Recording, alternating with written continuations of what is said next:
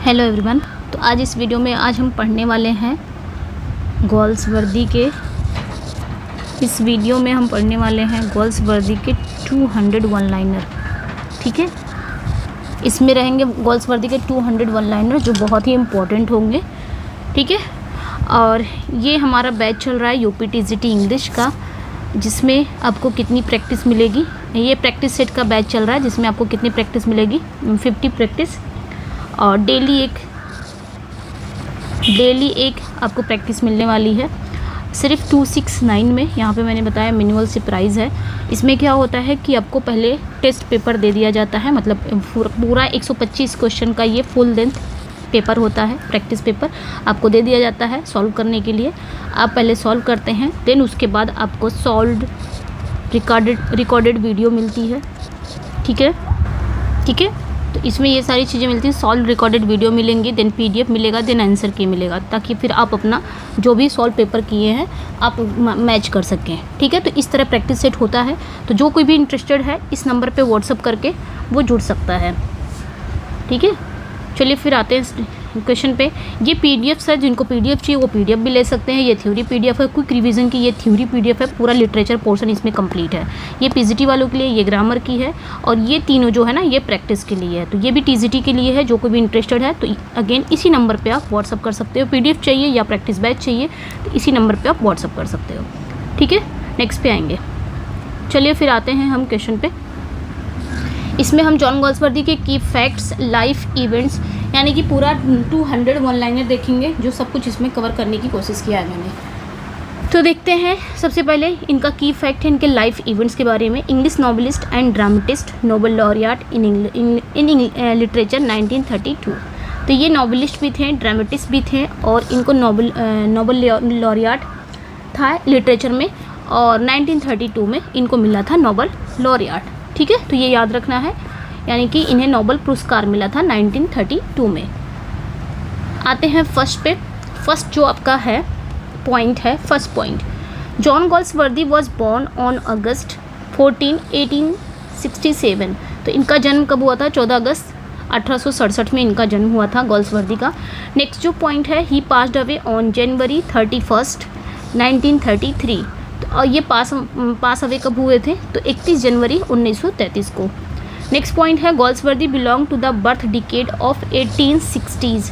तो अगर ये पूछा जाए कि ये किस किस दशक में ये पैदा हुए थे, तो इनका जो बर्थ डिकेड था वो 1860 था। 1860 के दशक के जन्मे थे, जो उस समय लेट 19वीं सेंचुरी का काल चल रहा था। ठीक है, पीरियड चल रहा था। और ये जो दशक था ये ब्रिटेन में औद्योगिक विकास और सामाजिक परिवर्तन का एज था। नेक्स्ट पे आएंगे। नेक्स्ट पॉइंट है, he was British nationality specially in English. तो यहाँ पे क्या कहा जा रहा है, ये मतलब इन्हें ये क्या थे? ब्रिटिश नेशनलिटी, यानी कि ब्रिटिश नागरिक थे और स्पेशली अंग्रेज थे।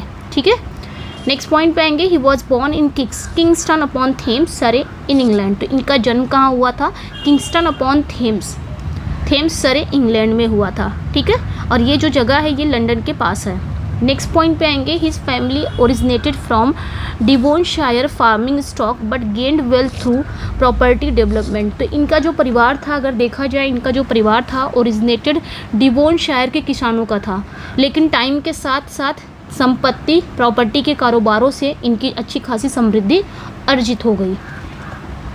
नेक्स्ट पॉइंट पे आएंगे, हिज फादर जॉन गॉल्सवर्दी। इनके पिता का नाम क्या था, ये ध्यान रखना है, ये इंपॉर्टेंट है। इनके फादर का नाम जॉन गॉल्सवर्दी सीनियर था, ये याद रखना है। Was a solicitor and property developer.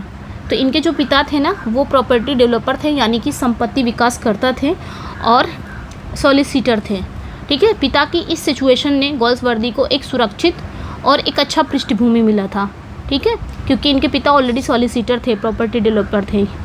Next point पे आएंगे, Galsworthy was educated at Harrow school and New College Oxford. तो इनकी जो शुरुआती शिक्षा हुई थी गॉल्सवर्दी की वो हॉरो स्कूल की हुई थी और न्यू कॉलेज ऑक्सफोर्ड से हुई थी। ठीक है, और ये उस समय इंग्लैंड का सबसे रेपुटेड स्कूलों में से एक था। और आगे की पढ़ाई इन्होंने न्यू कॉलेज, सबसे ये शुरुआती पढ़ाई इन्होंने हैरो स्कूल से की थी, और आगे की पढ़ाई इन्होंने न्यू कॉलेज ऑक्सफोर्ड यूनिवर्सिटी से किया था।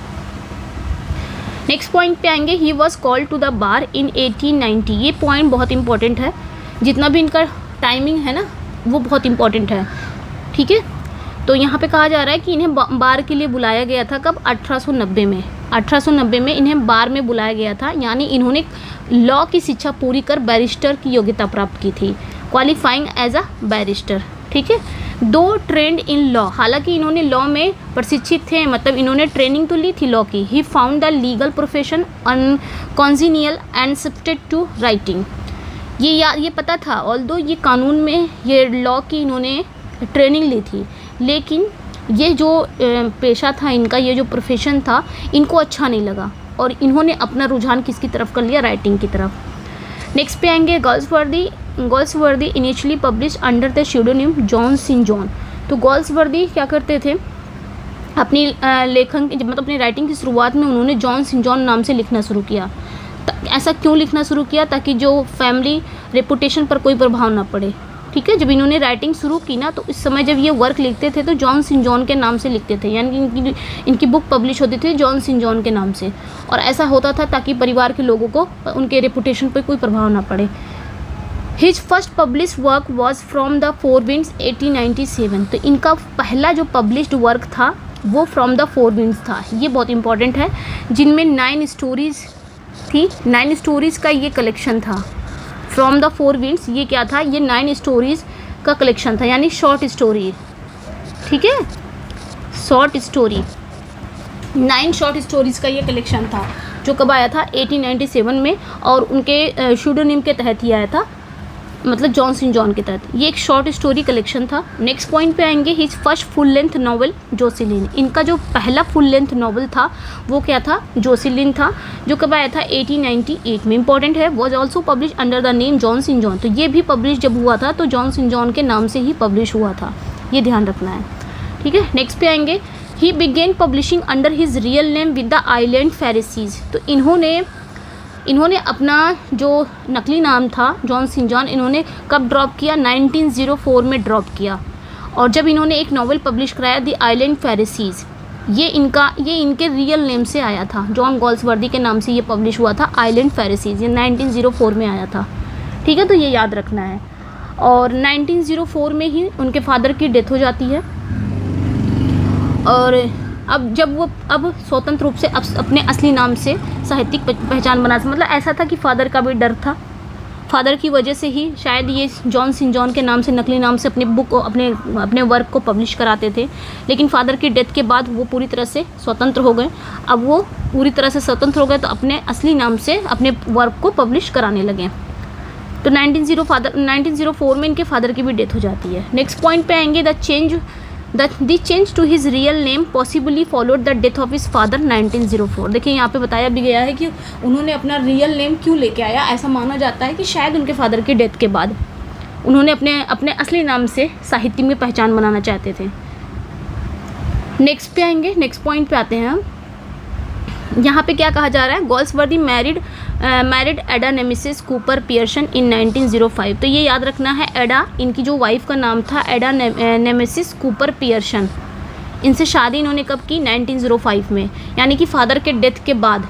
फ़ादर यहाँ पे भी लग रहा है मना ही कर रहे थे शादी के लिए, और जैसे ही फ़ादर की डेथ हो गई इन्होंने 1905 में एडा नेमेसिस पियर्सन कूपर से शादी कर लिया, ठीक है। एडा नेमेसिस पियर्सन कूपर, इस तरह नाम होना चाहिए। अच्छा, ये कौन थी, ये जो थी मतलब एडा पहले से ही मैरिड थी। एडा जो थी ये पहले से ऑलरेडी ये मैरिड थी। किससे मैरिड थी, तो ये जॉन गोल्सवर्दी के कज़िन थे, मेजर आर्थर गोल्सवर्दी की ये पत्नी थी। और ये बात उनकी शादी को और अधिक सामाजिक रूप से जटिल बना सकती थी, ठीक है। तो लेकिन इनसे गोल्सवर्दी का अफेयर हो गया, अफेयर चला भी, और इन्होंने जॉर्ज जो मेजर आर्थर गोल्सवर्दी थे उनसे तलाक भी ले ली। तलाक लेने के बाद तब इन्होंने गोल्सवर्दी से शादी किया था, तो ये याद रखना है। Ada had previously been married to Galsworthy cousin Major Arthur Galsworthy. देखिए यहाँ पे दिया भी है, ठीक है, कि एडा पहले से ही मैरिड थी, जॉन गोल्सवर्दी के चचेरे भाई मेजर आर्थर की पत्नी थी। ये बात उनके विवाह को और अधिक सामाजिक और रूप से जटिल बना सकती है, क्योंकि पहले से वो मैरिड थी। जॉन एंड एडा had a secret affair for 10 years before there marriage. शादी से पहले ही जॉन गोल्सवर्दी और एडा का अफेयर चला था, कितने साल तक, 10 साल तक, 10 साल तक इनका अफेयर चला, वो भी सीक्रेट अफेयर था। शादी से पहले। बाद में इन्होंने 10 साल के बाद इन्होंने 1905 में शादी कर लिया था। ठीक है, तो ये याद रखना है। बहुत लंबे समय तक इन्होंने अपने प्यार को छुपा कर रखा था क्योंकि वो शादीशुदा थी, यही रीज़न होगा। Ada obtained a divorce only after Galsworthy father died in 1904।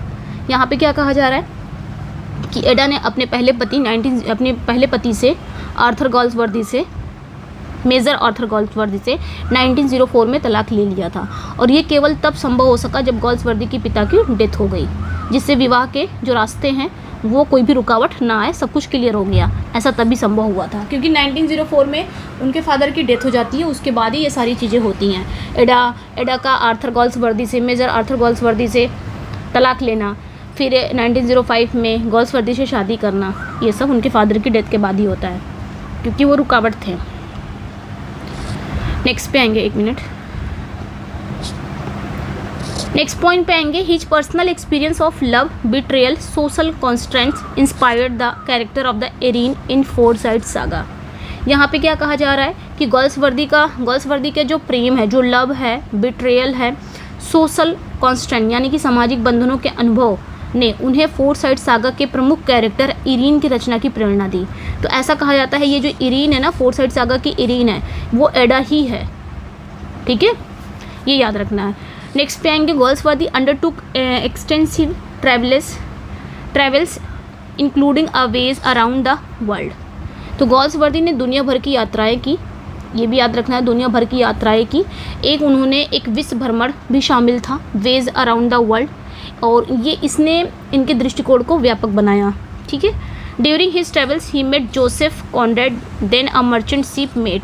और इसी यात्रा के दौरान उनकी मुलाकात एक फेमस राइटर जोसेफ कॉनरेड से होती है, जो उस समय के एक व्यापारिक जहाज़ पर सहायक अधिकारी थे। और ये जो दोस्ती होती है लाइफ लॉन्ग हो जाती है, आगे हम पढ़ने वाले हैं। ठीक है। Joseph Conrad became a lifelong friend and encouraged Galsworthy literary ambition. ठीक है। जोसेफ कॉनरेड और जॉन गोल्सवर्दी की जो दोस्ती हो जाती है वो लाइफ लॉन्ग हो जाती है, और कॉनरेड ने उन्हें राइटिंग के लिए बहुत इंकरेज किया था और लिटरेरी मार्गदर्शन भी दिया था कि कैसे कैसे राइटिंग लिखनी है साहित्य में। Galsworthy emerged as a prominent social activist and humanitarian. यहाँ पे क्या कहा जा रहा है कि गोल्सवर्दी केवल यहाँ पे कहा जा रहा है कि गोल्सवर्दी केवल साहित्यकार ही नहीं बल्कि एक प्रमुख ह्यूमैनिटेरियन यानी कि समाज सेवक और ह्यूमैनिटेरियन के रूप में पहचान बनाई थी। ठीक है। He advocate for prison reform, a cause powerful address in his play Justice. यहाँ पे कहा जा रहा है कि उन्होंने प्रिजन रिफॉर्म के समर्थन में आवाज़ उठाई और उनका फेमस प्ले था जस्टिस, इसी विषय को दिखा रहा है। इसने सामाजिक चेतना पर गहरा प्रभाव डाला है। तो ये जो जस्टिस है ना, ये प्रिजन रिफॉर्म के लिए है। ओके। नेक्स्ट पे आएंगे। He was an outspoken supporter of women's suffrage. और उन्होंने किसके लिए आवाज़ उठाई थी? वो महिलाओं को मत अधिकार यानी कि वीमेंस सफ्रेज, महिलाओं को मत अधिकार देने के प्रबल समर्थक थे। अपने समय के कई पुरुष लेखकों की तुलना में वो अधिक प्रगतिशील सोच रखते थे। महिलाओं को मतलब अधिकार मिलना चाहिए, महिलाओं के लिए उन्होंने आवाज़ उठाई थी। सबसे प्रिजन जेल के सुधार के लिए आवाज़ उठाई थी, महिलाओं के अधिकार के लिए आवाज़ उठाई थी। और किसके लिए? Galsworthy champion animals rights and actively campaign against cruelty animals. और उन्होंने गोल्सवर्दी ने एनिमल्स राइट की भी वकालत की, पशुओं के प्रति क्रूरता के खिलाफ सक्रिय अभियान चलाया कि इस तरह आप काट नहीं सकते पशुओं को। तो यहाँ पे भी इन्होंने मतलब सामाजिक इसीलिए इनके प्लेज आज देखा जाए तो इनके प्लेज सब कुछ सामाजिक मुद्दे पे ही है। समाज में क्या चीज़ें हो रही हैं, जो बुराइयाँ हो रही हैं, उन पे आवाज़ उठाना, अपने प्ले के थ्रू डायरेक्ट ही आवाज़ उठाना। He became the first president of PEN international, founded in 1921 to promote global literary cooperation. यहाँ पे क्या कहा जा रहा है कि वे PEN इंटरनेशनल के प्रथम पहले अध्यक्ष बने। तो ये कब बने थे? फर्स्ट प्रेसिडेंट 1921 में। और ये जो संस्था थी ये वैश्विक साहित्यिक सहयोग था और एक बोलते हैं ना, बात करने के लिए, अभिव्यक्ति, एक्सप्रेशन की स्वतंत्रता को बढ़ावा देता है। लिबर्टी मिलती है आपको बात करने के लिए, अभिव्यक्ति करने के लिए, एक्सप्रेशन के लिए। PEN का फॉर्म क्या था? फुल फॉर्म क्या था? Poets essayists novelists. His father's legal profession inspired Galsworthy concern for justice and class issue. यहाँ पे क्या कहा जा रहा है कि उनके पिता की कानूनी पृष्ठभूमि ने गोल्सवर्दी को न्याय और क्लास इशू के प्रति बहुत क्या कर दिया था, इंस्पायर कर दिया था, बनाया था, जिसे उन्होंने अपने प्लेज और नॉवेल में गहराई से उठाया। ठीक है, उनके पिता की वजह से ही इनको हुआ था, मतलब उनके पिता कानूनी पृष्ठभूमि से थे, तो गोल्सवर्दी न्याय और क्लास इशू के प्रति बहुत संवेदनशील हो गए थे। बट यहाँ पे ये पूछा जा रहा है कि जिसे उन्होंने अपने नाटकों और उपन्यासों में गहराई से इस चीज़ को उठाया है, सामाजिक मुद्दे को। नेक्स्ट पे आएंगे, एक मिनट, ओके। नेक्स्ट पॉइंट है world war first deeply impacted his writing in infusing them the themes of pacifism the human suffering. यहाँ पे जो वर्ल्ड वॉर फर्स्ट था, वर्ल्ड वॉर फर्स्ट ने उनके राइटिंग को गहराई से प्रभावित किया। उनके वर्क में हमें क्या देखने को मिलता है, पैसिफिज्म यानी कि शांति, ह्यूमन सफरिंग मानव पीड़ा की थीमें ज़रूर हमको देखने को मिलती हैं गोल्सवर्दी के वर्क में। नेक्स्ट पे आएंगे, नेक्स्ट जो पॉइंट है, Galsworthy aligned himself with political liberalism and social reform ideals. यानी कि गोल्सवर्दी का जो झुकाव था वो किसकी तरफ था, राजनीतिक रूप से लिबरलिज्म की तरफ था, यानी कि उदारवाद की तरफ था, और सोशल रिफॉर्म की तरफ था, यानी कि सामाजिक सुधार की ओर था। वे सामाजिक अन्याय, वर्ग भेद, समाज में जो क्लास भेद हुआ करते थे, मानवाधिकार के समर्थन में आवाज़ उठाते थे। नेक्स्ट पे आएंगे, ही spent much of his life in London and the backdrop for many of his novels and dramas. अगला जो पॉइंट है, उन्होंने अपने जीवन का सबसे ज़्यादा समय लंदन में बिताया। यही शहर उनके कई नॉवेल्स और प्लेस की पृष्ठभूमि भी बना, यानी कि सेटिंग भी बना, जहां उन्होंने समाज के अलग अलग वर्गों का एकदम रियलिटी दिखाया अपने वर्क में, अलग अलग वर्गों का। नेक्स्ट पे आएंगे, विद हिज ब्रदर ही को founded the influential literary magazine the yellow book in 1894। With his brother, he co-founded the influential literary magazine The Yellow Book। कब? 1894। तो ये याद रखना है कि 1894 में उन्होंने अपने भाई के साथ मिलकर एक इन्फ्लुएंशियल लिटरेरी मैगजीन तैयार की, जिसका नाम क्या था, द येलो बुक। ठीक है, ये याद रखना है। और ये जो मैगजीन थी ना, ये मॉडर्निस्ट लिटरेचर और कला के प्रचार में ही अग्रणी रही। नेक्स्ट पे आएंगे, Forsyte saga is Galsworthy most famous and celebrated novel sequence. ये भी याद रखना है। It chronicles the lives of the wealthy upper middle class. ये पूछा जाता है, upper middle class Forsyte family in England.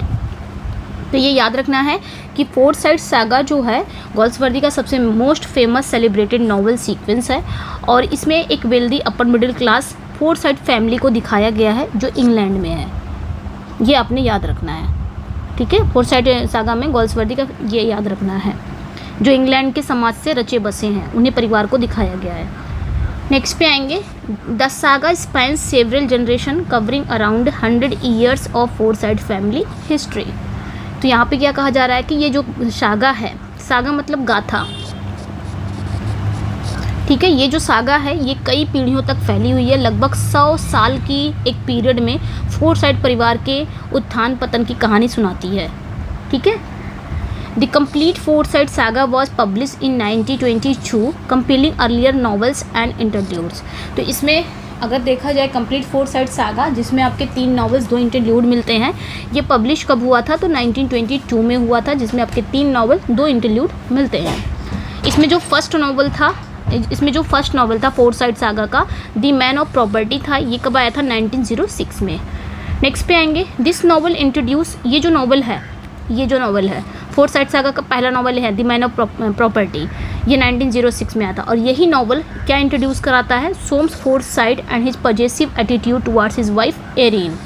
तो ये याद रखना है, ये इंपॉर्टेंट हो जाएगा यहाँ पे कि ये जो नॉवल है the man of property, Soames Forsyte को एक अधिकारवादी और स्वामित्व भावना रखने वाला पति दिखाया गया है, यानी कि पॉजेसिव एटीट्यूड वाला, बहुत ज़्यादा पॉजेसिव से भरा हुआ पति दिखाया गया है, बहुत ज़्यादा पॉजेसिव से भरा हुआ हस्बैंड है, जो अपनी ही बीबी एरिन को कैसे देखता है, एक प्रॉपर्टी देखता है, कि एक प्रॉपर्टी की तरह देखता है। ठीक है, नेक्स्ट पे आएंगे, जो सेकेंड नॉवल है इसी इन दिस सागा, यानी कि फोर्साइट सागा का सेकेंड नॉवल इन चांसरी है, जो कब पब्लिश हुआ था, 1922 में। एंड थर्ड नॉवल जो है टू लेट है, ये कब पब्लिश हुआ था, 1921 में, कंप्लीटिंग द ओरिजिनल ट्रायलॉजी। ठीक है, तो ये याद रखना है। और आगे देखेंगे, टू इंटरल्यूड इसी पोएम मतलब इसी फोर्थ साइड सागा में 2 इंटरल्यूड थे, कनेक्ट द मेन नॉवेल्स। ये लोग क्या करते थे, मेन नॉवेल्स को कनेक्ट करते थे। Indian summer of fourth side जो 1918 में आया था, एंड दूसरा जो इंटरल्यूड है अवेकनिंग, ये जो 1920 में आया था। ठीक है, नेक्स्ट पे आएंगे Indian summer of Forsyte was first publish in 5 tales. तो ये याद रखना है, Indian summer of Forsyte ये इसकी जो पहली पब्लिकेशन हुआ था, पहली बार ये पब्लिश कब हुआ था, 5 टेल्स में हुआ था, 1918 में हुआ था। ठीक है, नेक्स्ट पे आएंगे the saga critic the materialistic acquisitive value of Victorian Edwardian society. यहाँ पे क्या कहा जा रहा है, जो फोर्थ साइड सागा था उसमें विक्टोरियन और एडवर्डियन एरा की भौतिकवादी सोच, स्वार्थ, संपत्ति की जो लालसा है उसकी तीव्र आलोचना की गई है।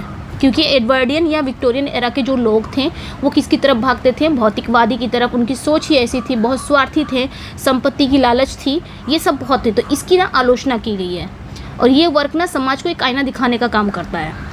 नेक्स्ट आएंगे major themes include property, class, love, wealth, beauty, shifting moral values. तो ये याद रखना है, इसका मेजर थीम था यानी कि प्रॉपर्टी, संपत्ति और अधिकार का, क्लास का था, लव एंड मैरिज का था, वेल्थ एंड ब्यूटी का था, शिफ्टिंग मॉरल वैल्यूज़ का था।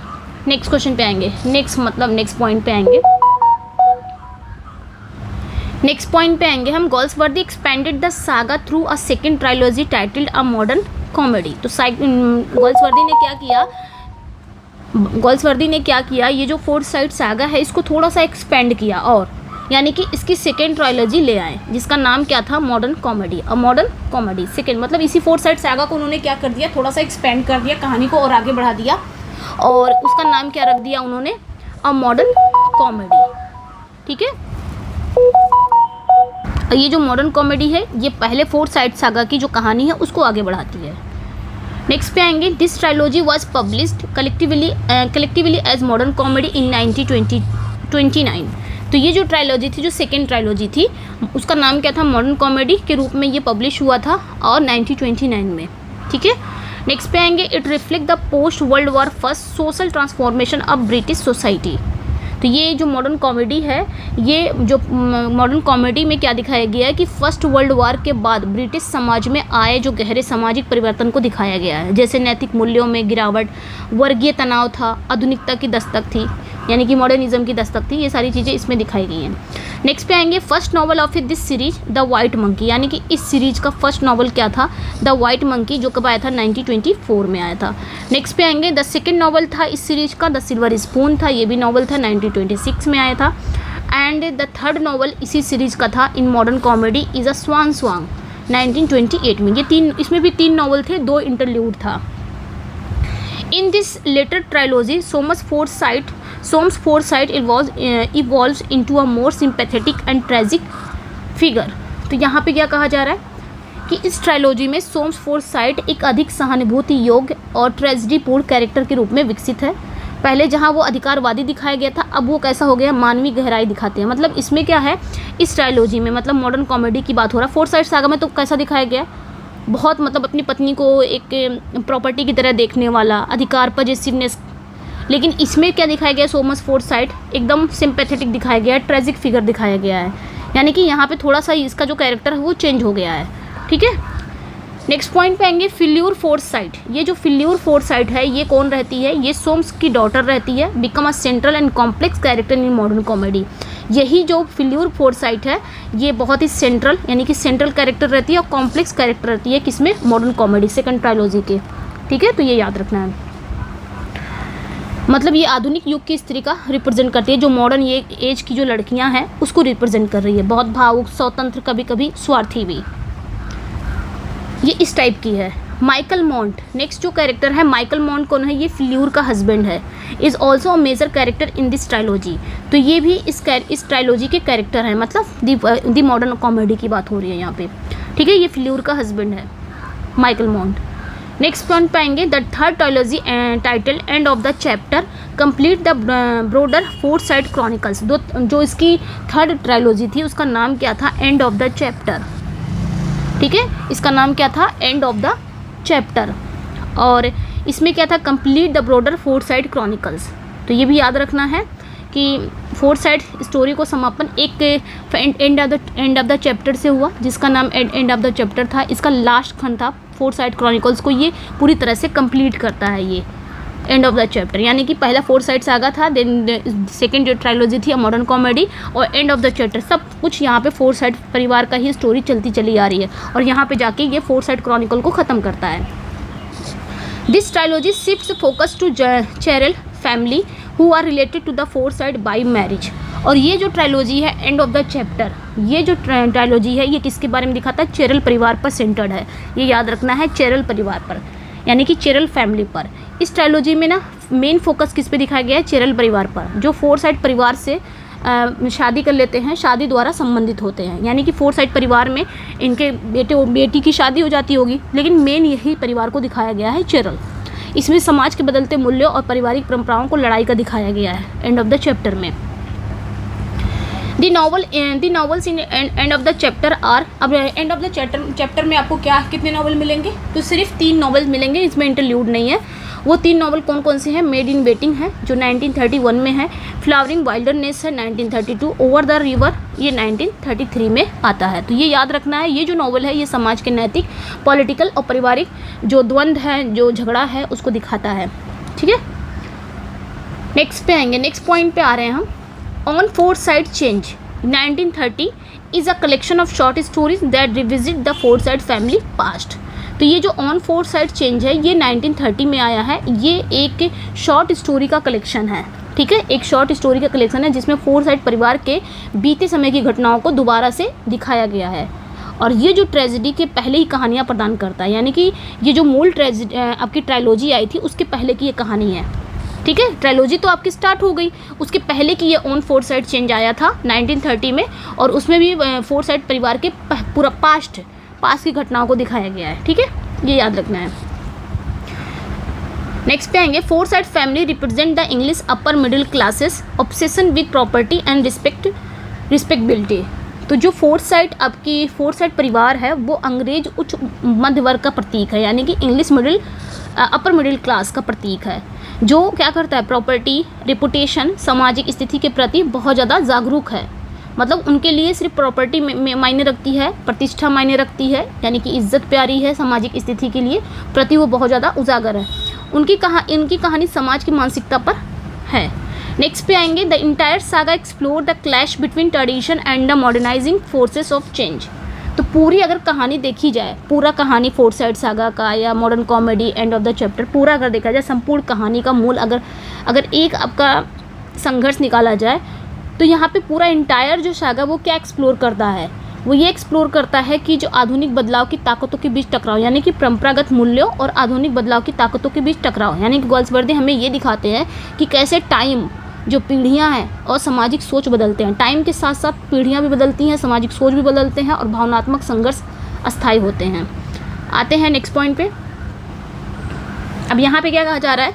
गोल्सवर्दी सब्टली critic the moral limitation of materialism and possessiveness through his portrayal of the fourth side।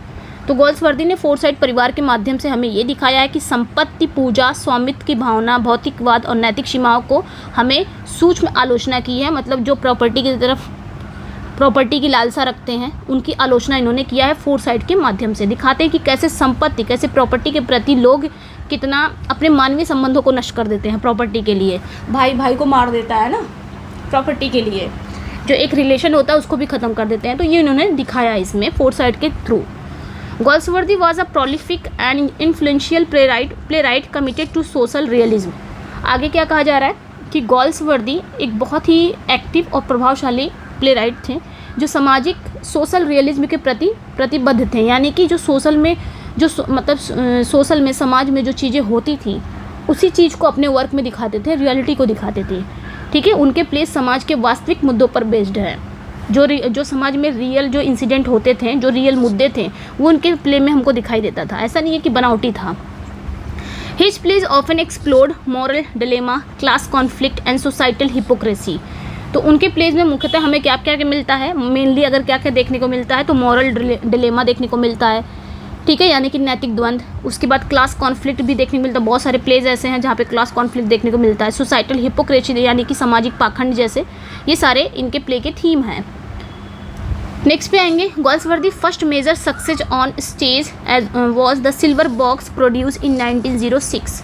यहाँ पे कहा जा रहा है कि पहला इनका प्ले कौन सा था, मेजर सक्सेस स्टेज प्ले कौन सा था, सिल्वर बॉक्स था, द सिल्वर बॉक्स, जो 1906 में आया था। ये प्ले 3, आगे देखेंगे, it is a 3 act comedy. ये जो प्ले था ये 3 एक्ट का कॉमेडी है, that sharply critic social and legal inequality. ये याद रखना है, ये पूछा जाता है। ये जो प्ले है 3 एक्ट में है, ठीक है, और क्या है ये, शार्पली क्रिटिक, यानी कि ये मतलब क्रिटिसाइज कर रहा है, एक बहुत ही व्यंग्यात्मक तरीके से क्रिटिसाइज कर रहा है किन्हें, सोशल और लीगल इनइक्वालिटी पर। तो ये याद रखना है, मतलब इसमें कानूनी और सामाजिक असमानता की तीखी आलोचना की गई है, और ये दिखाते कैसे एक ही अपराध करने पर गरीब और अमीर के साथ अलग अलग व्यवहार किया जाता है, इसमें ये चीज़ें दिखाई गई हैं। ठीक है, plot of the silver Box का प्लॉट क्या था, a rich man's son and poor man commit similar the theft but face unequal treatment exposing class bias. जैसे कि अभी मैंने बताया है कि एक अमीर व्यक्ति का बेटा एक गरीब मजदूर दोनों चोरी सेम करते हैं, बट गरीब को सजा दी पनिश किया जाता है जबकि अमीर बच निकलता है। तो यही इस प्ले का केंद्रीय विडंबना है, ये बोल सकते हो। ठीक है, ये इसका प्लॉट है इस प्ले का। Theme of the silver Box का थीम क्या है, तो the unfairness and double standard of the British legal system. ठीक है, तो यहाँ पे कहा जा रहा है ब्रिटिश लीगल सिस्टम में क्या होता है, अनफेयरनेस, पक्षपात किया जाता है, क्लास का भेदभाव है, दोहरे मानदंडों को गंभीर आलोचना की गई है। नेक्स्ट पे आएंगे, हिज नेक्स्ट पावरफुल ड्रामा, उनका जो दूसरा पावरफुल ड्रामा वो कौन सा है, स्ट्राइफ। ये कब आया था, 1909 में आया था।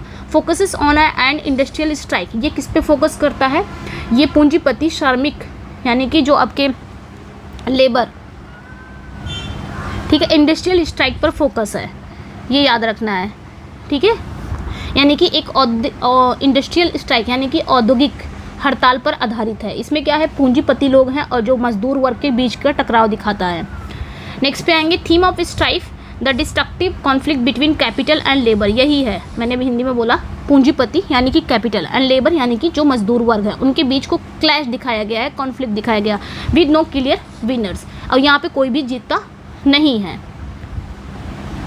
ठीक है, तो ये याद रखना है। इस प्ले में यही दिखाया, कोई स्पष्ट विजेता नहीं होता है, बल्कि ये दिखाता है कि वर्गीय समाज, मतलब जो वर्गीय संघर्ष समाज के विनाश की ओर ले जाता है। नेक्स्ट पॉइंट पे आएंगे, हिज मोस्ट रिनाउंड प्ले, इनका जो मोस्ट रिनाउंड प्ले है वो आपका जस्टिस है, जो कब आया था, 1910 में आया था। Had a deep humanitarian impact. तो ये याद रखना है कि गोल्सवर्दी का सबसे फेमस और मानवीय दृष्टिकोण से सबसे प्रभावशाली प्ले कौन सा है, जिसने समाज और सरकार दोनों को झकझोर कर दिया था, तो वो आपका जस्टिस है, 1910 में आया था। तो ये याद रखना है। अब जस्टिस का प्लॉट क्या था, स्टोरी क्या थी, plot of Justice William Falder a clerk forges a cheque to help his lover escape abuse but suffers tragically under a rigid legal system। तो विलियम फाल्डर की गलती क्या थी, प्लॉट क्या था, मतलब यहाँ पे जस्टिस का। विलियम फाल्डर एक निम्न वर्ग का एक क्लर्क था और जो अपनी बिलेबेड को उसके हिंसक पति से बचाने के लिए एक चेक में हेराफेरी करता है। क्या करता है, 9 को 90 पाउंड बना देता है।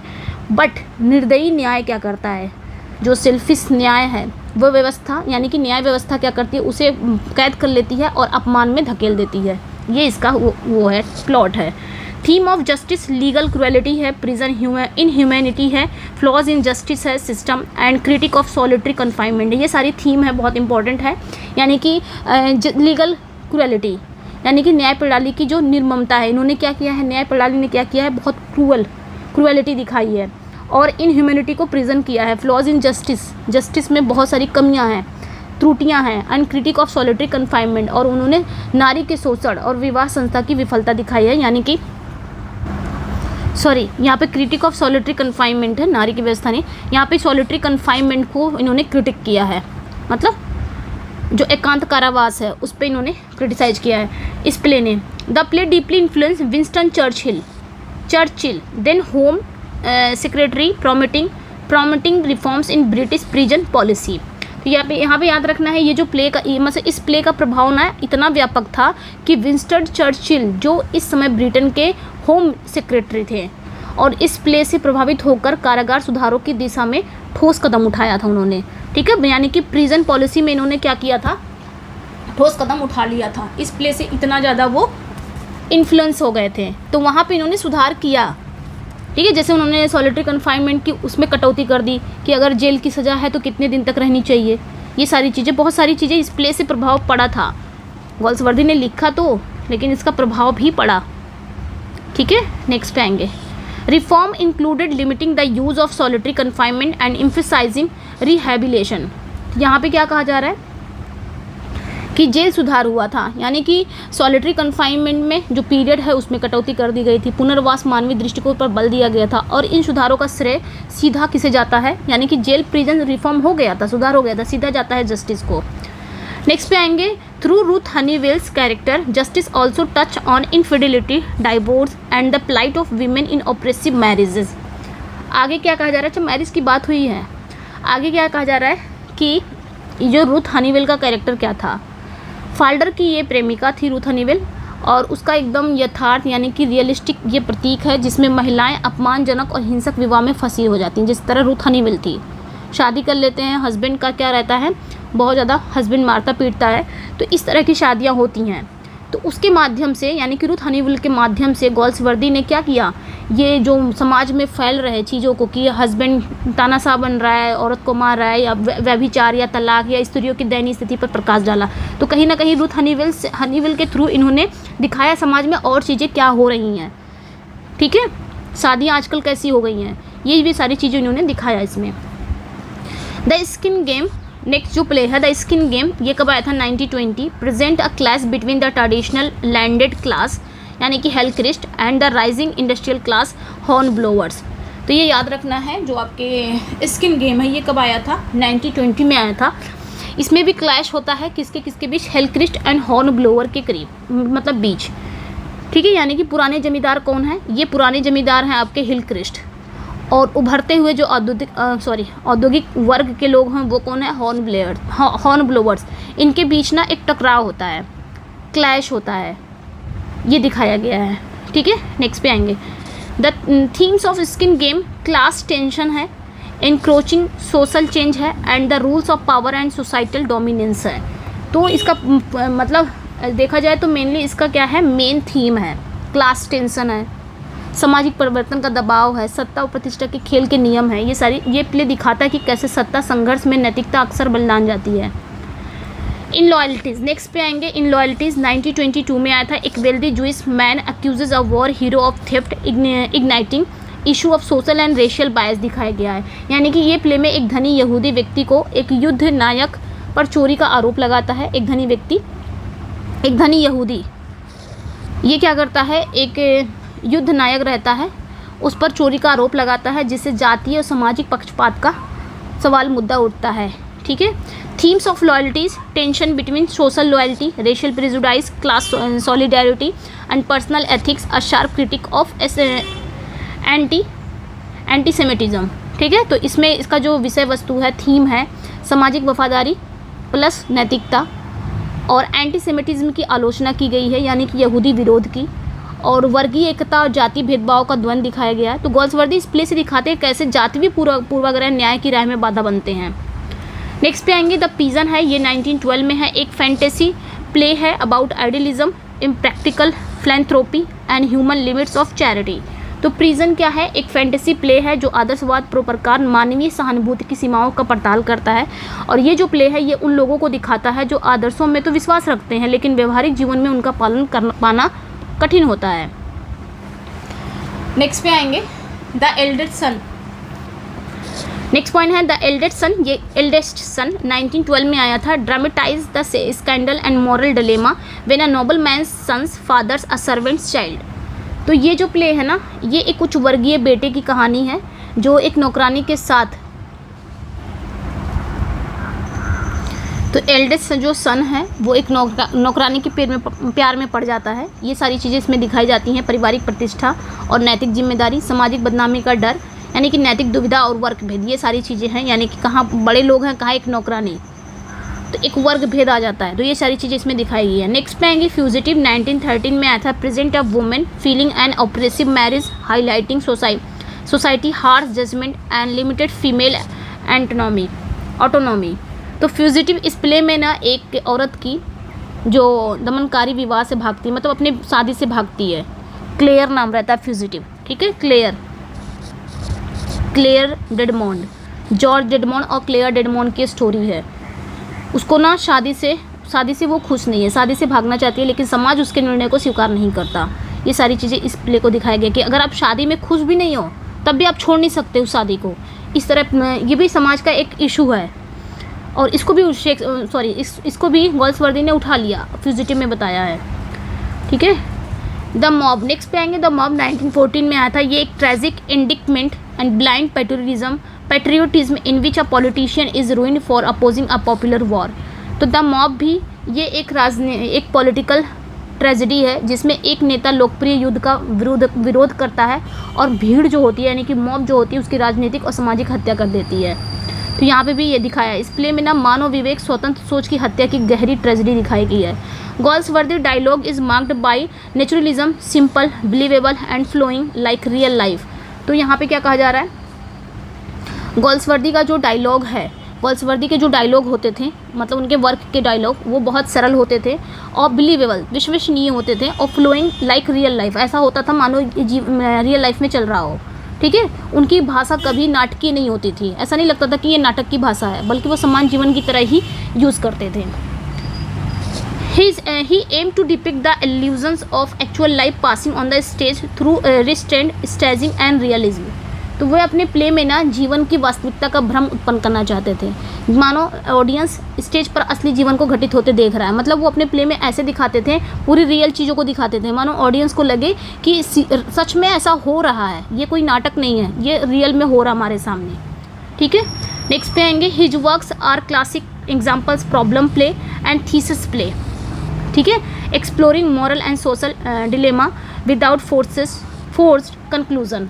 यहाँ पे क्या कहा जा रहा है कि थीसिस प्ले और प्रॉब्लम प्ले, ये प्ले प्रॉब्लम प्ले कहे जाते हैं, थीसिस प्ले और प्रॉब्लम प्ले, और उनके प्ले यानी कि गोल्सवर्दी के प्ले प्रॉब्लम प्ले कहे जाते हैं, जो किसी सामाजिक या नैतिक समस्याओं को सामने रखते हैं। मतलब कोई सामाजिक मुद्दा हो गया, उसको अपने प्ले के थ्रू सामने रखने ना, वही आपका प्रॉब्लम प्ले हो गया। लेकिन कोई स्पष्ट वहाँ पे कोई क्लियर सॉल्यूशन नहीं होता, जैसे कि जस्टिस, स्ट्राइफ, लॉयल्टीज, कभी आपने देखा उसमें सॉल्यूशन दिखाया है? नहीं, बस उन्होंने मुद्दे को उठाया है, सॉल्यूशन उसमें कहीं पे भी नहीं है। तो ऐसे प्ले को हम क्या कहते हैं? प्रॉब्लम प्ले या थीसिस प्ले। नेक्स्ट पे आएंगे। Instead of preaching, Galsworthy let his characters fates unfold naturally, prompting audience to reflect and जज। आगे क्या कहा जा रहा है? ओके तो यहाँ पे क्या कहा है? Instead of preaching, Galsworthy let his characters fates unfold naturally, prompting audience to reflect and जज। मतलब गोल्सवर्दी ने अपनी राइटिंग की शैली में ना सबसे महत्वपूर्ण विशेषताओं में से एक थी ये, क्या था कि वो कभी प्रीचिंग राइटिंग से दूर रहते थे। मतलब वो कभी उपदेशात्मक, प्रीचिंग मतलब उपदेशात्मक, यानी कि वो उपदेशात्मक राइटिंग से दूर रहते थे। उन्होंने कभी भी अपने ऑडियंस या रीडर को ये सीधे सीधे नहीं बताया कि उन्हें क्या सोचना चाहिए और किस पक्ष में खड़ा होना चाहिए, ठीक है। इसके बजाय उन्होंने अपने कैरेक्टर को क्या कहा, अपने कैरेक्टर के जीवन की घटनाओं को एकदम नेचुरली रूप से दिखाया, चाहे उनके प्लेज हो या उनके नॉवल हों। लेकिन उनके जो कैरेक्टर हैं वो ट्रेजेडी है या कॉन्फ्लिक्ट या कोई नैतिक द्वंद्व या समाज के टकराव से इस तरह प्रेजेंट किए जाते थे कि जो ऑडियंस है या रीडर है वो स्वयं विचार करने पर विवश हो जाते थे। जैसे कि यानी कि कभी उन्होंने प्रीचिंग नहीं दिया, प्रीचिंग मतलब कभी उपदेश नहीं दिया कि ये करना चाहिए, ऐसा करना। जैसे जस्टिस में ही देखें हम विलियम फाल्डर की कहानी को, गोल्सवर्दी ने बिना किसी उपदेश से इस प्रकार प्रस्तुत किया कि दर्शक खुद सोचने लग जाए क्या कानून वास्तव में न्याय देता है। उसी तरह स्ट्राइफ में देख सकते हैं, मालिक और मजदूर के बीच में वो कॉन्फ्लिक्ट होता है, वहाँ पे भी उन्होंने यही दिखाया, वहाँ पे भी कोई उपदेश नहीं दिया, उन्होंने ऑडियंस को यही दिखाया कि न्याय और अन्याय के बीच धुंधली रेखा पर सोचने के लिए उन्होंने मजबूर किया। तो यहाँ पे वही कह रहा है कि उन्होंने कभी प्रीचिंग के बजाय उन्होंने कभी ये इस राइटिंग से वो दूर रहते थे, कभी भी अपने वर्क में उन्होंने उपदेशात्मक चीज़ें नहीं दी, ऑडियंस को समझाया नहीं कि आपको ये करना चाहिए, ऐसे रहना चाहिए या ऐसे रहना चाहिए, ठीक है। नेक्स्ट पॉइंट पे आएंगे। तो ये गोल्सवर्दी का नॉवेल्स एंड शॉर्ट स्टोरीज की बात हो रही है यहाँ पे। The island Pharisees 1904, Galsworthy first novel under his real name, a scathing critic of British societal hypocrisy. तो ये हमने पढ़ा था 1904 में। ये कुछ नॉवल और शॉर्ट स्टोरी की बात हो रही है यहाँ पे। तो 1904 में एलन फेरिसीज आया था, ये इनका फर्स्ट पब्लिश नॉवल था, ठीक है, ये इनका नॉवल था और जो इनके रियल नेम से आया था, फर्स्ट ऐसा नॉवल था जो इनके रियल नेम से आया था। इसमें इन्होंने क्या दिखाया है, तो इसमें इन्होंने ब्रिटिश समाज की जो पाखंडपूर्ण नैतिकता है उसकी तीखी आलोचना की है। वर्ग भेद, सामाजिक दिखावा, औपचारिक नैतिकता, ये सारी चीज़ें इसकी थीम है। नेक्स्ट पे आएंगे कंट्री हाउस, 1907 में आया था। Explore tensions between tradition and progress with in the gentle English country side. तो यहाँ पे जो कंट्री हाउस है ना, ये 1907 में आया था। इस नॉवल में ग्रामीण इंग्लैंड से परंपरा और प्रगति के बीच तनाव को दिखाया गया है, ठीक है। नेक्स्ट पे आएंगे, नेक्स्ट है फ्रेटर्निटी। ये कब आया था, 1909 में आया था। Juxtaposes the privileged class with London's poor, offering a poignant view of urban social divides. तो जो फ्रेटर्निटी है, ये जो वर्क है, ये अमीर वर्ग और लंदन के गरीब वर्ग के जीवन को आमने सामने रखती है, यानी कि दोनों को दिखाया है और शहरी असमानताओं को संवेदनशीलता से उजागर किया है, यानी कि जो लंदन के अमीर लोग हैं, जो गरीब लोग हैं, उनको दिखाया है। नेक्स्ट पे आएंगे द पेट्रिशियन, ये 1911 में था। Focuses on the dilemma of political, ये सारी थीम बता रहा है। Focuses on the dilemmas of political idealism and aristocratic duty in changing Britain. तो जो पेट्रिशियन था, ये 1911 में आया था। ये जो नॉवल है ना, ये ब्रिटिश अभिजात वर्ग की राजनीति, कर्तव्य, आत्मसंघर्ष पर आधारित था, ठीक है। नेक्स्ट पे आएंगे द डार्क फ्लावर, ये 1913 में था। Follows the evolution of romantic passion through different stages of man's life. तो डार्क फ्लावर ये 1913 में आया था। यह एक व्यक्ति की प्रेम कहानी, यानी कि लव स्टोरी के जीवन को अलग अलग स्टेज में दिखाया गया है, जैसे कि युवावस्था, प्रौढ़ावस्था और जब वो एडल्ट हो जाता था तब तक ये दिखाया गया है। एक मतलब इसको कहा जाता है डार्क फ्लावर को लव नॉवल, ठीक है। नेक्स्ट पे आएंगे द फ्रीलैंड्स, ये कब आया था, 1915 में आया था। The Freelands tackles the volatile themes of land reform, rural conflict and societal justice. तो इसमें क्या बताया जा रहा है फ्रीलैंड में, कि इसमें भूमि सुधार दिखाया गया, ग्रामीण संघर्ष को दिखाया गया, सामाजिक न्याय, ये सारी विषयों को उठाया गया है, यानी कि ग्रामीण इंग्लैंड में शोषण और बदलाव की ज़रूरत है, ये सारी चीज़ें इसमें दिखाई गई है। नेक्स्ट पे आएंगे सेंट्स प्रोग्रेस, ये 1919 में आया था। A philosophical reflection on war, morality and religious faith. तो यहाँ पे जो आपका सेंट्स प्रोग्रेस है, ये एक नॉवल है जो युद्ध, नैतिकता, धर्म पर एक दार्शनिक चिंतन दिखाता है, यानी कि फर्स्ट वर्ल्ड वॉर के बाद आध्यात्मिक खोज को दिखाता है। नेक्स्ट पे आएंगे विला रूबेन, ये 1900 में आया था। An early novel by Galsworthy published under the pseudonym John Sinjohn. तो ये इनकी अर्ली नॉवल थी जो जॉन सेंट जॉन के तहत आई थी। नेक्स्ट पे आएंगे the dark angel, a lesser known novel addressing capital punishment and moral uncertainty. तो ये क्या था, ये कुछ नॉवल थे, ठीक है। डार्क एंजल ये बहुत कम प्रसिद्ध है, लेसर नोन है, एक अल्पज्ञात उपन्यास है, ठीक है। और इसमें क्या दिखाया गया कि मृत्युदंड और नैतिक असमंजस जैसे विषयों पर केंद्रित है। तो ये नॉवल खत्म हो गया, यहाँ पे शॉर्ट स्टोरी स्टार्ट हो गया। शॉर्ट स्टोरी पूछा जा रहा है कि शॉर्ट स्टोरी कौन सा, फ्रॉम द फोर विंड्स। पहली शॉर्ट स्टोरी, पहला वर्क इनका यही था। 1897 में आया था। Galsworthy debut publication as a John Sinjohn, marking his literary entrance. तो ये याद रखना है कि जो गोल्सवर्दी हैं, उन्होंने फ्रॉम द फोर विंड से 1897 में फ्रॉम द फोर विंड से ही अपने लिटरेरी करियर में एज ए मतलब डेब्यू किया था, as a writer, as a writer, ये याद रखना है, ठीक है। और इन्होंने इसे क्या किया था, एज सेंट जॉन, यानी कि सेंट जॉन के नाम के तहत, मतलब सेंट जॉन नाम से इन्होंने पब्लिश कराया था फ्रॉम द फोर विंड्स, ठीक है। तो ये याद रखना है। और इनका लिटरेरी एंट्रेंस इसी से हुआ था, यानी कि लिटरेचर में इसी से एंट्री लिए थे, फ्रॉम द फोर विंड्स। ये बहुत बुरी तरह से पिटा था, इनके रियल नेम से नहीं आया था, लेकिन इनके नकली नेम से आया था, बहुत बुरी तरह से पिटा था। और इन्होंने इसे कहा था burn it, you will oblige me, ठीक है, ये इन्होंने कहा था। तो ये याद रखना है गुस्से से। A Man of Devon 1901, a collection of regional stories capturing rural life and class undercurrents। तो मैन ऑफ डिवॉन ये भी अब क्या आया था, 1901 में आया था। ये भी जॉन सेंट जॉन के तहत ही आया था। और ये क्या दिखाता है, ग्रामीण जीवन और जो वर्ग के लोग को दिखाता है, ठीक है। नेक्स्ट पे आएंगे फाइव टेल्स, 1918 में आया था। इंक्लूड्स 5 टेल्स थे जो 1918 में आया था। Includes Indian summer of fort side, a vital bridge, the fort side saga. तो ये 1918 में आया था। इसमें शामिल था इंडियन समर ऑफ फोर्साइट, जो द फोर्साइट सागा की एक महत्वपूर्ण कड़ी है। तो ये आपने याद रखना है, ये अलग से, यानी कि 1918 में ना 5 टेल्स आया था, जिसमें आपका इंडियन समर ऑफ फोर्साइट भी इंक्लूड था। उसके बाद फोर्साइट सागा आया, उसमें भी ये एज ए इंटरल्यूड वहाँ पे भी इंक्लूड था। तो ये याद रखना है। नेक्स्ट पे आएंगे अमूटले। ये 1910 में आया था। A diverse compilation of 28 stories and literary sketches. तो जो अमूटले ये क्या था, 28 स्टोरीज, मतलब 28 अलग अलग स्टोरीज और साहित्यिक स्केचेस का ये कलेक्शन था। गोल्सवर्दी की बहुमुखी प्रतिभा का प्रमाण था ये अमूटले, ये याद रखना है। नेक्स्ट पे आएंगे द इन ऑफ ट्रैंक्विलिटी।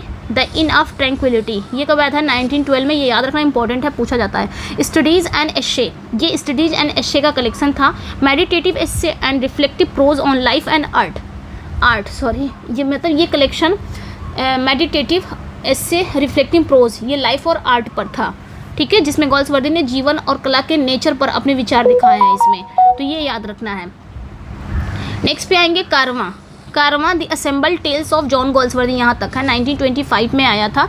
एक landmark anthology of his most compelling short fiction. तो caravan the assembled tale of John Galsworthy ये उनकी सबसे सुपीरियर कहानियों का एक महत्वपूर्ण कलेक्शन था, जिसे एक प्रतिनिधि एंथोलॉजी माना जाता है, ठीक है, एक लैंडमार्क एंथोलॉजी माना जाता है, ये याद रखना है।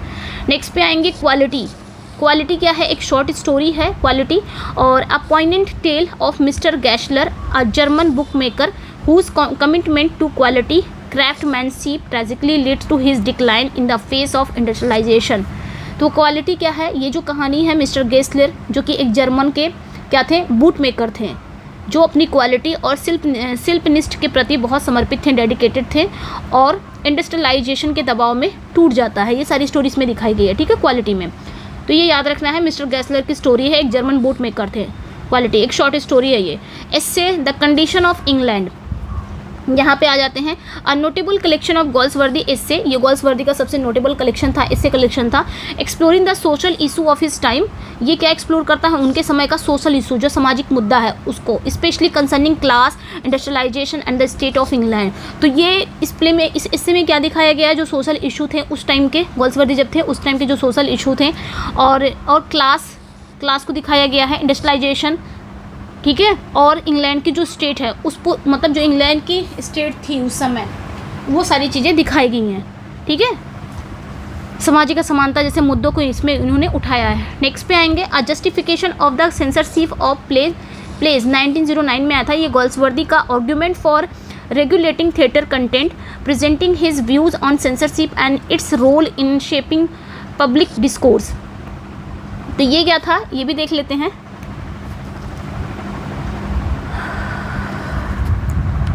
ठीक है, इसमें ये क्या था, justification of censorship of plays. तो इसमें क्या इन्होंने बताया था, ये एक विचार, मतलब आप बोल सकते हो justification of the censorship of plays था, जिसमें गोल्सवर्दी ने स्टेज पर नियंत्रण के पक्ष में तर्क दिया था, यानी कि सेंसरशिप के पक्ष में, ठीक है। मतलब इस प्ले के जरिए उन्होंने जनता की भावनाओं को कंट्रोल करना, और ये इससे दिखाता है कि गोल्सवर्दी रियलिस्टिक के समर्थक होने के बावजूद आर्ट अभिव्यक्ति की जिम्मेदारी को लेकर सजग थे। नेक्स्ट पे आएंगे एड्रेसेस इन अमेरिका, 1919 में आया था, ये याद रखना है, नाम भी याद रखना है, ऐसे ही पूछ लिया जाता है। Addresses in America, a collection of 7 lectures delivered by Galsworthy in the United States, sharing his reflection on English society and literature. तो इससे एड्रेसेस इन अमेरिका ये क्या था, 7 लेक्चर का एक कलेक्शन था, ठीक है। एड्रेसेस इन अमेरिका 7 लेक्चर का एक कलेक्शन था, जो उन्होंने युद्ध के बाद की दुनिया, ब्रिटिश समाज, साहित्य की मान्यता पर आधारित थे, यानी कि युद्ध के बाद कैसा हो गया थी, कैसी हो गई थी दुनिया, ब्रिटिश समाज कैसा था, लिटरेचर और मान्यता पर बेस्ड है, इसमें दिखाया गया है। नेक्स्ट पे आएंगे पोइट्री, यहाँ पे पूछा जा रहा है मूड सॉन्ग्स एंड डॉगिरल्स, ये 1912 में आया था, ये पोइट्री थी इनकी। A collection of 58 poems showcasing Galsworthy lyrical range, blending the reflective and playful. तो मूड सॉन्ग्स एंड डॉगिरल्स ये 1912 में आया था। इसमें क्या बता रहा है कि 58 पोएम्स का ये कलेक्शन है, 58 कविताएं शामिल है इसमें, और ये जो कविताएं थी ये गंभीर, भावुक और हास्यपूर्ण स्वर में लिखी गई थी, तो ये याद रखना है। नेक्स्ट पे आएंगे पॉस्थुमस वॉल्यूम ऑफ पोएम्स, ये 1934 में आया था। A posthumous collection of Galsworthy poems published after his death, further cementing his place on literary history.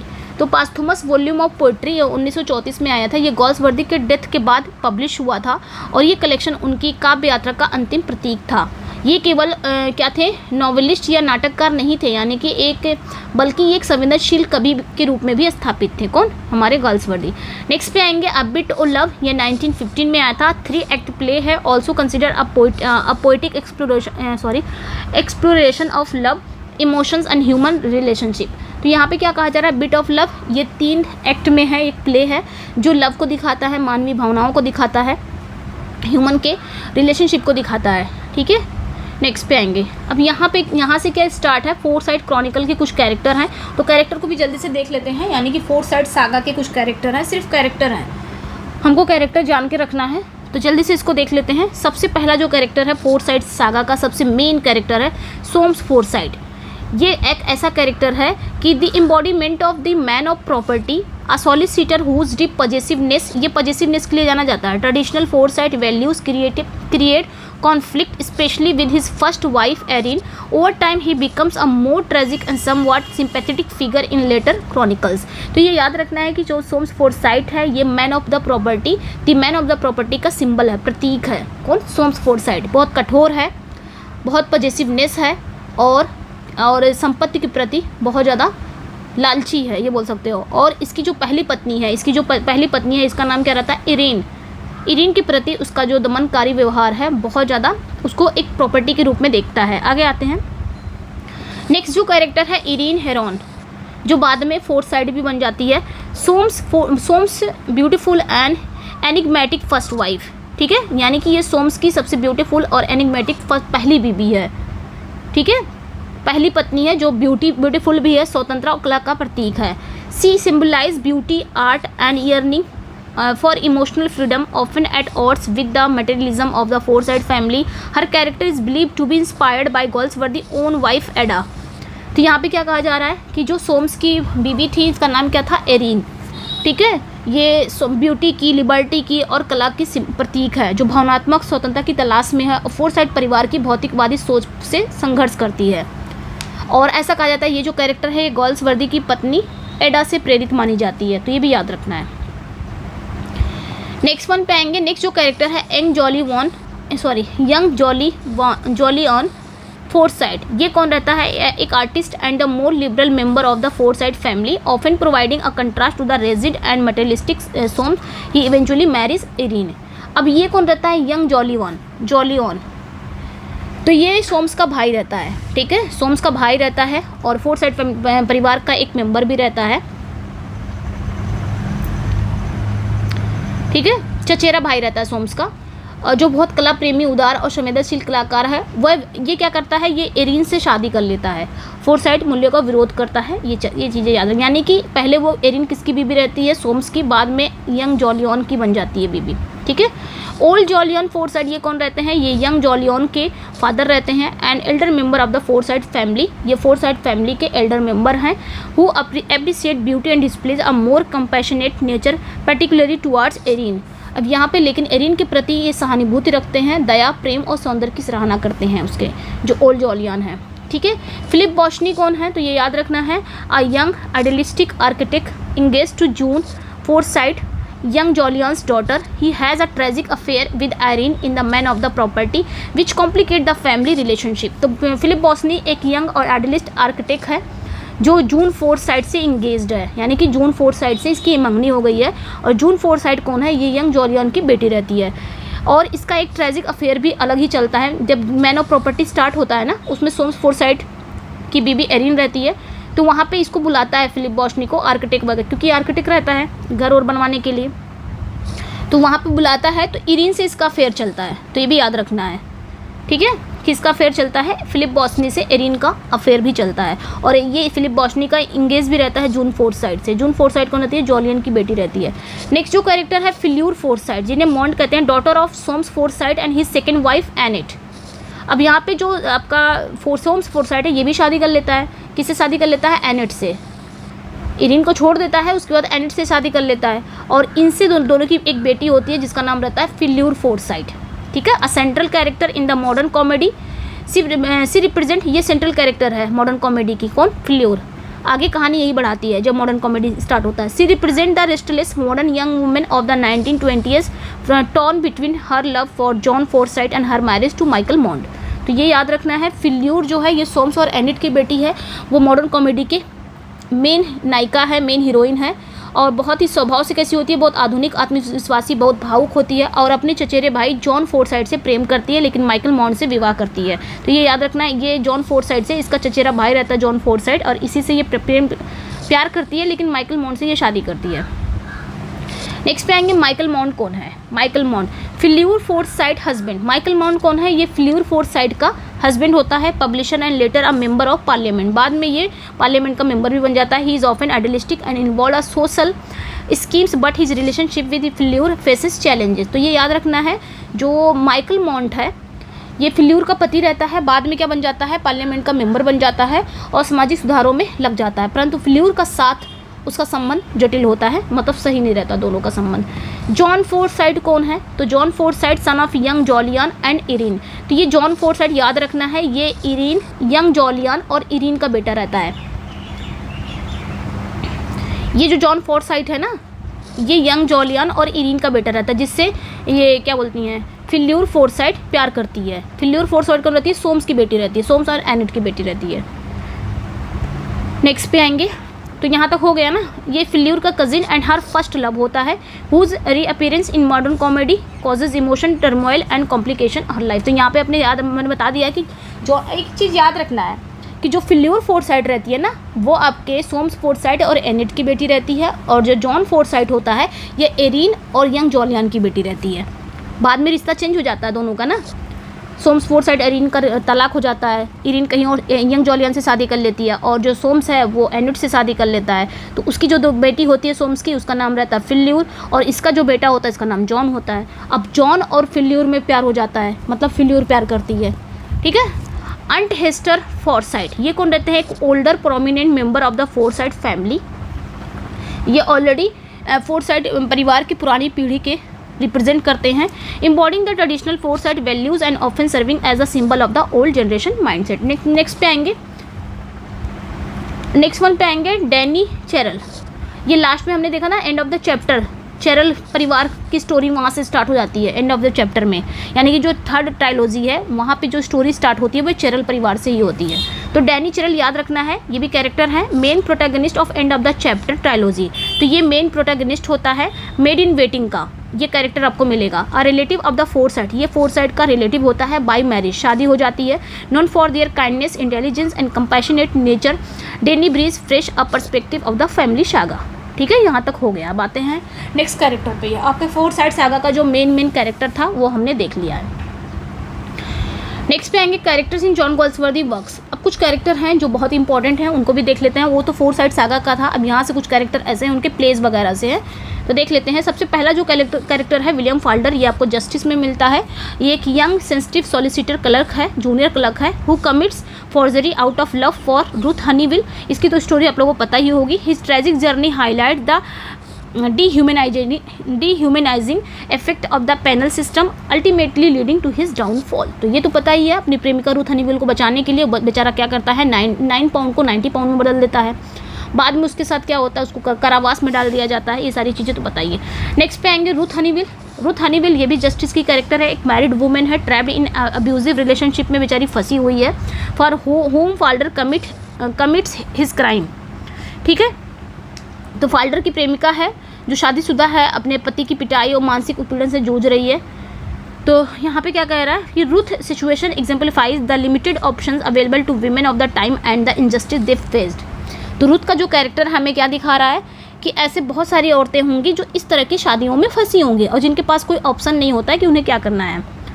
चलिए नेक्स्ट पे आएंगे जेम्स हाउ। जेम्स हाउ ये भी जस्टिस में है, ये senior partner of the law firm where Falder works. तो ये सीनियर क्लर्क नहीं, सीनियर नहीं बोल सकते, जेम्स हाउ ये सीनियर पार्टनर है उस लॉ फर्म के जहां फाल्डर काम करता है। Initially representing a conventional view of justice, his character develops a more sympathetic outlook as the story progress. तो जेम्स हाउ जो है ये बेचारे शुरुआत में कानून के कठोर सिद्धांतों का समर्थक करते हैं, बाद में फाल्डर की स्थिति से ये सहानुभूति रखने वाला है, यही बेचारा रखता भी है। वॉल्टर हाउ ये भी आते हैं जस्टिस में, the son and the partner in the law firm of James How. तो जेम्स हाउ के ये सन है वॉल्टर हाउ और उसमें पार्टनर भी हैं। Often more inclined the mercy and justice than his father, Walter represent a progressive shift in legal perspective. तो Walter How जो जेम्स हाउ के बेटे भी हैं और ये बहुत ही उदार और संवेदनशील दिखाया जाता है, ठीक है।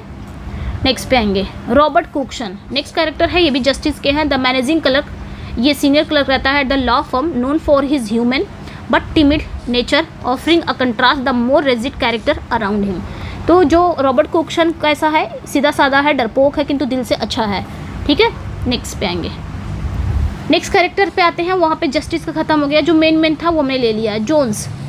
यहाँ पे देखिए द सिल्वर बॉक्स में ये जोन्स है, एक अनएम्प्लॉयड मैन है, एक बेरोजगार व्यक्ति है, who steels a silver cigarette box, जो क्या कर लेता है, सिल्वर सिगरेट बॉक्स चुरा लेता है।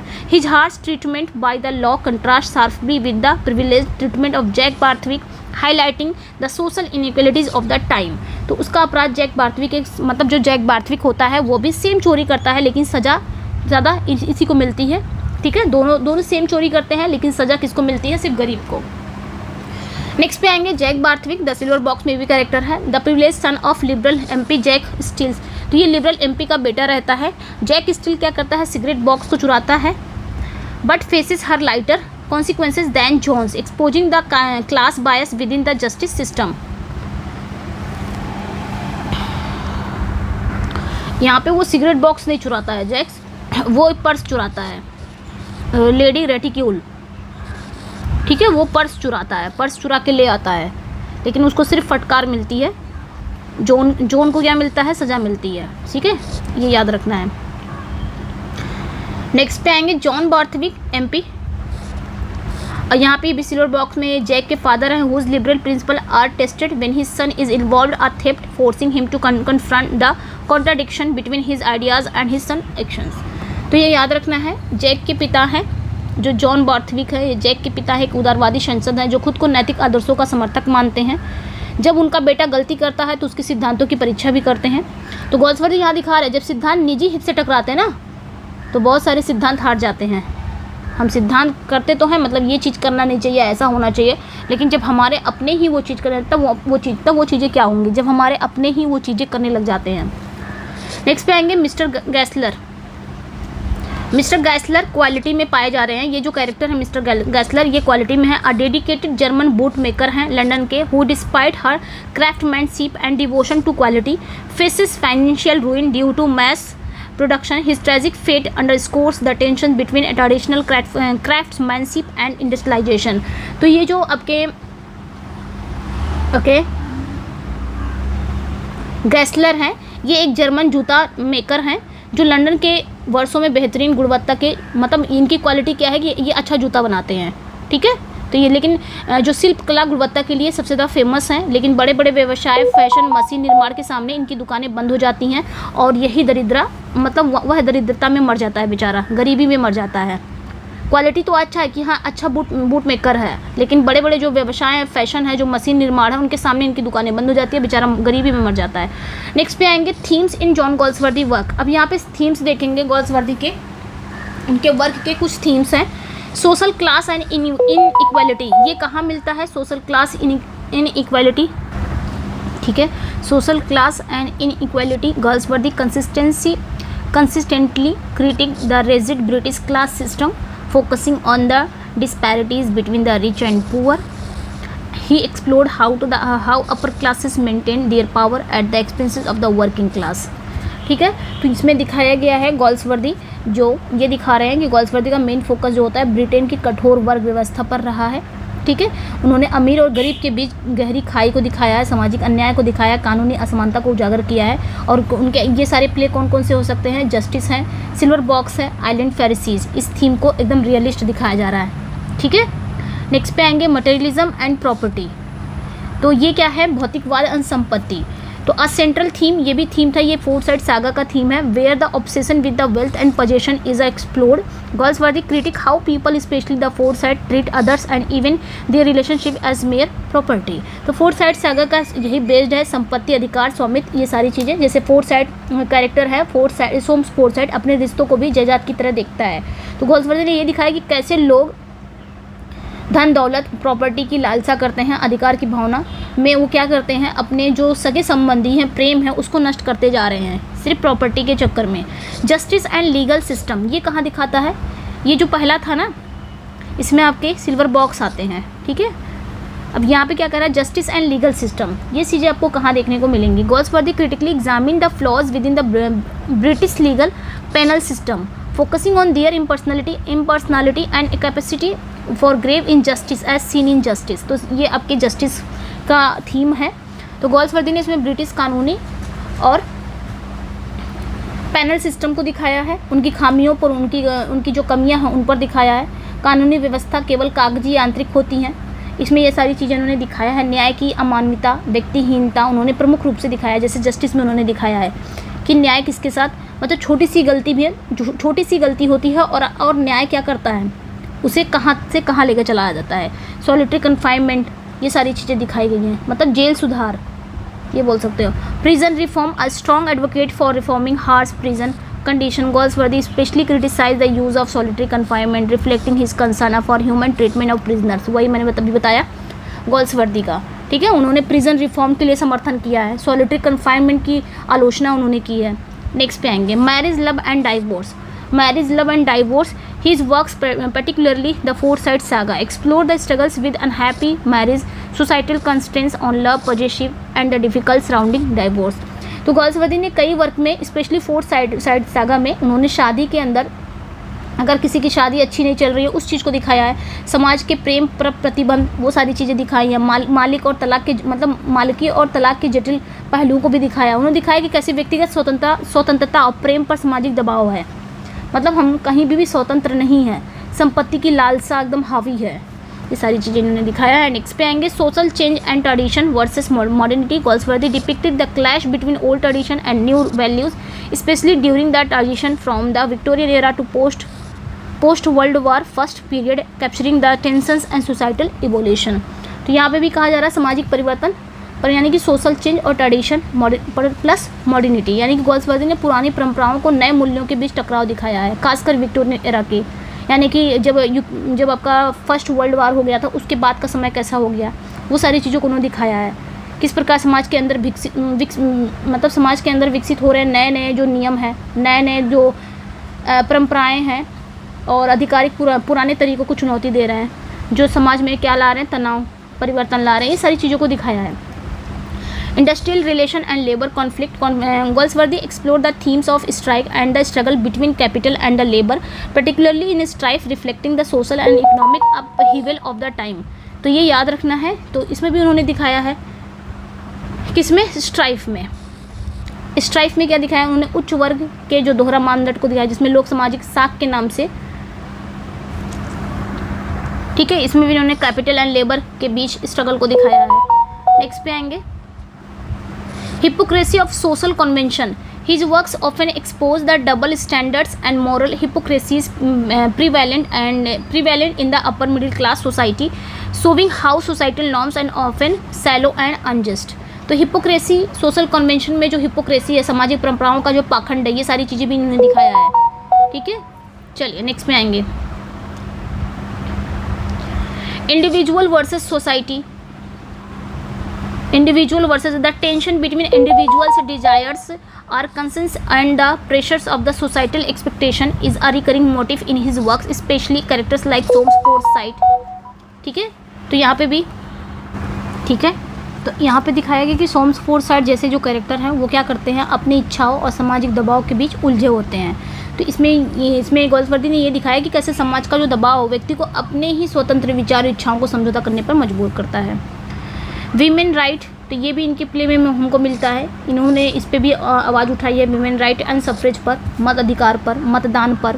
तो गोल्सवर्दी ने महिलाओं के अधिकारों के, मतलब अधिकारों के पक्षधर में, मतलब वहाँ पे भी वो सपोर्ट करते थे।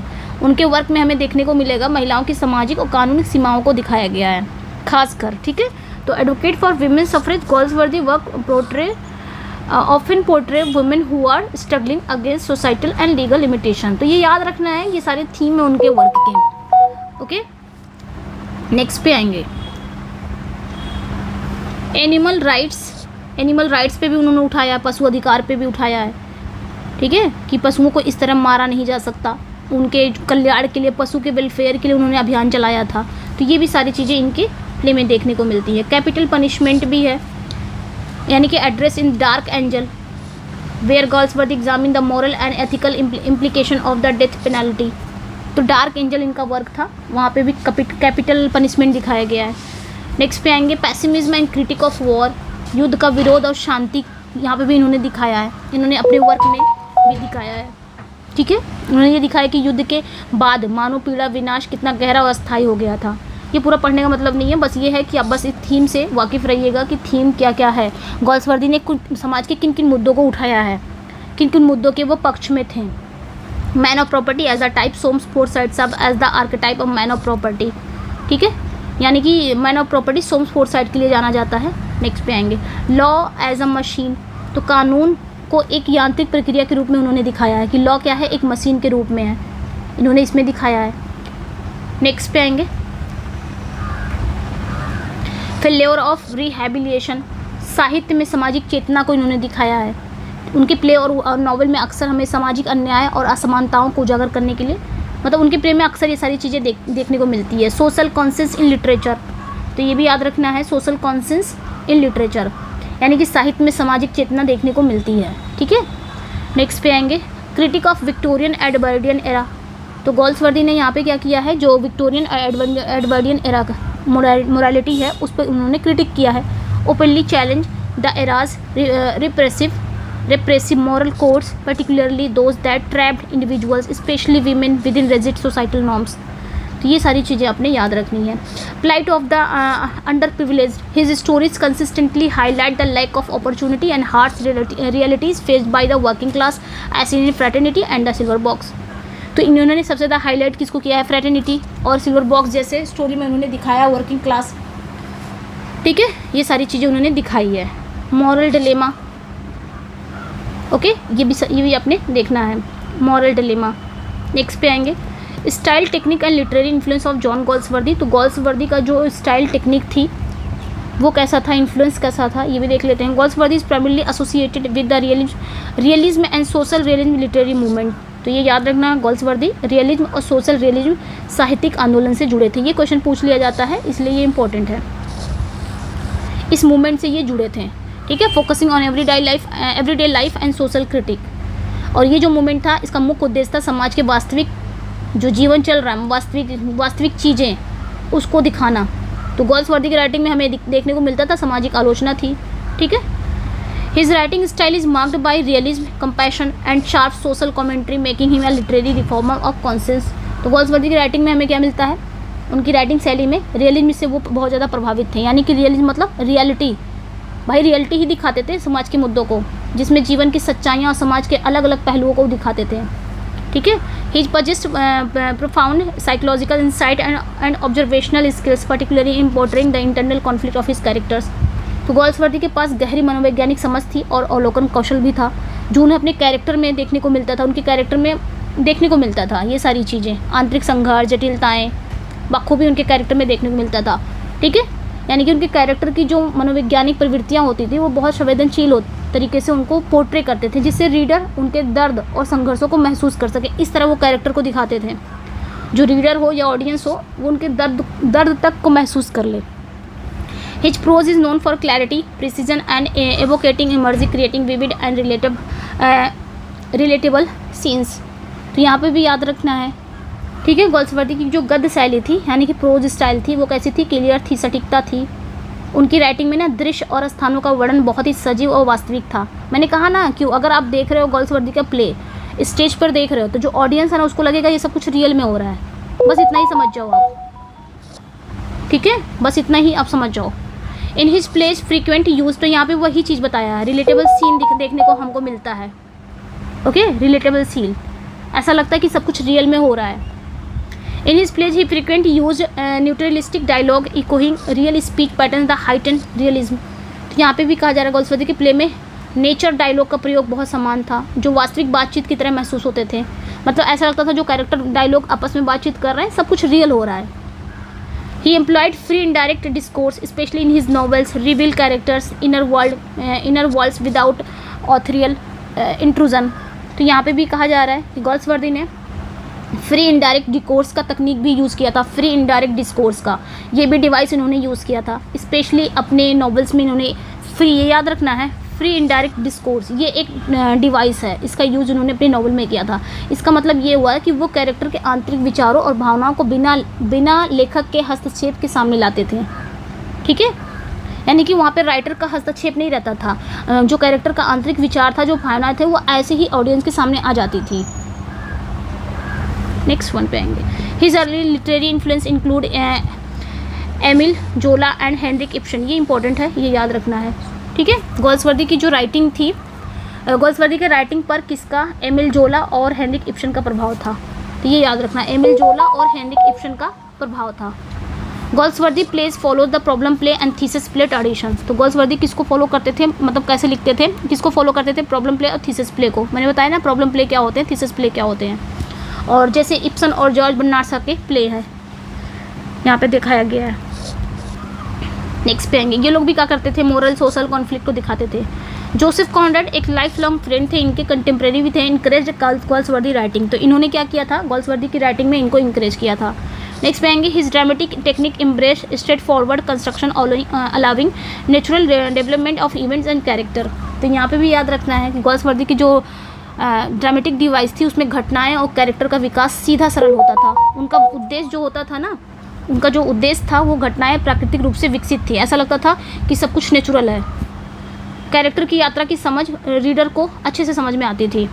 नेक्स्ट आएंगे, Galsworthy aimed for an illusion of actual life on stage avoiding melodrama for more authentic depiction, मैंने अभी बताया वही कि गोल्सवर्दी का जो उद्देश्य होता था ना प्लेज में, उनको लगता था कि संचलित जीवन का भ्रम प्रस्तुत करना था। इसका मतलब कि वो मेलोड्रामा से बचते थे, ऐसा नहीं लगता था, उनको लगता था कि ये जो कुछ दिखा, उनका ये मतलब था कि जो कुछ मैं दिखा रहा हूँ सब कुछ रियल लगे ऑडियंस को, ये नहीं कि सब मेलोड्रामा जैसे आजकल के सीरियल वगैरह मेलोड्रामा से भरे हैं।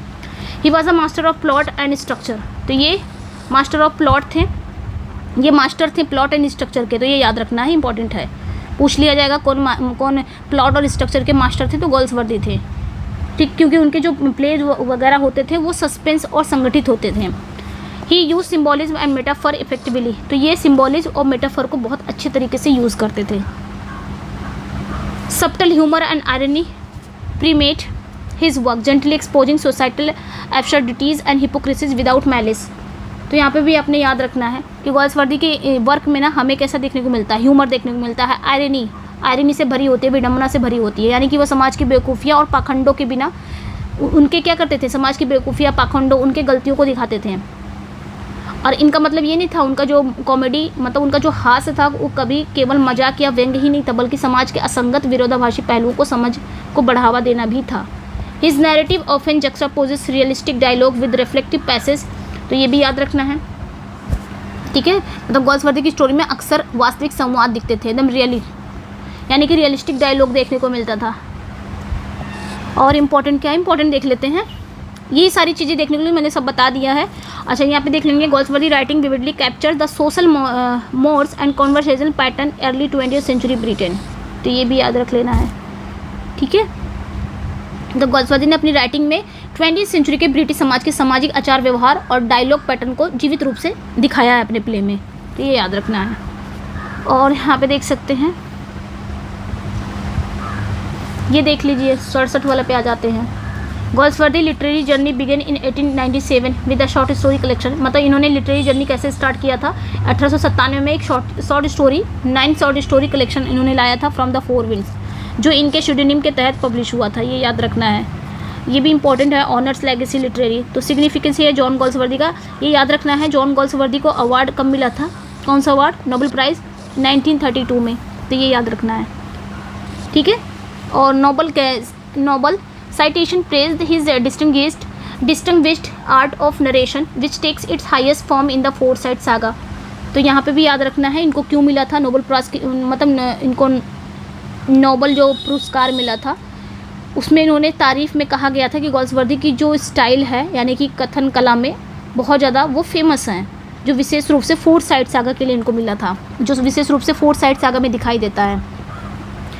ठीक है, ये भी याद रखना है। He generously denoted his Nobel prize money to P EN international reflecting the humanitarian values, तो ये भी याद रखना है आपने, ठीक है।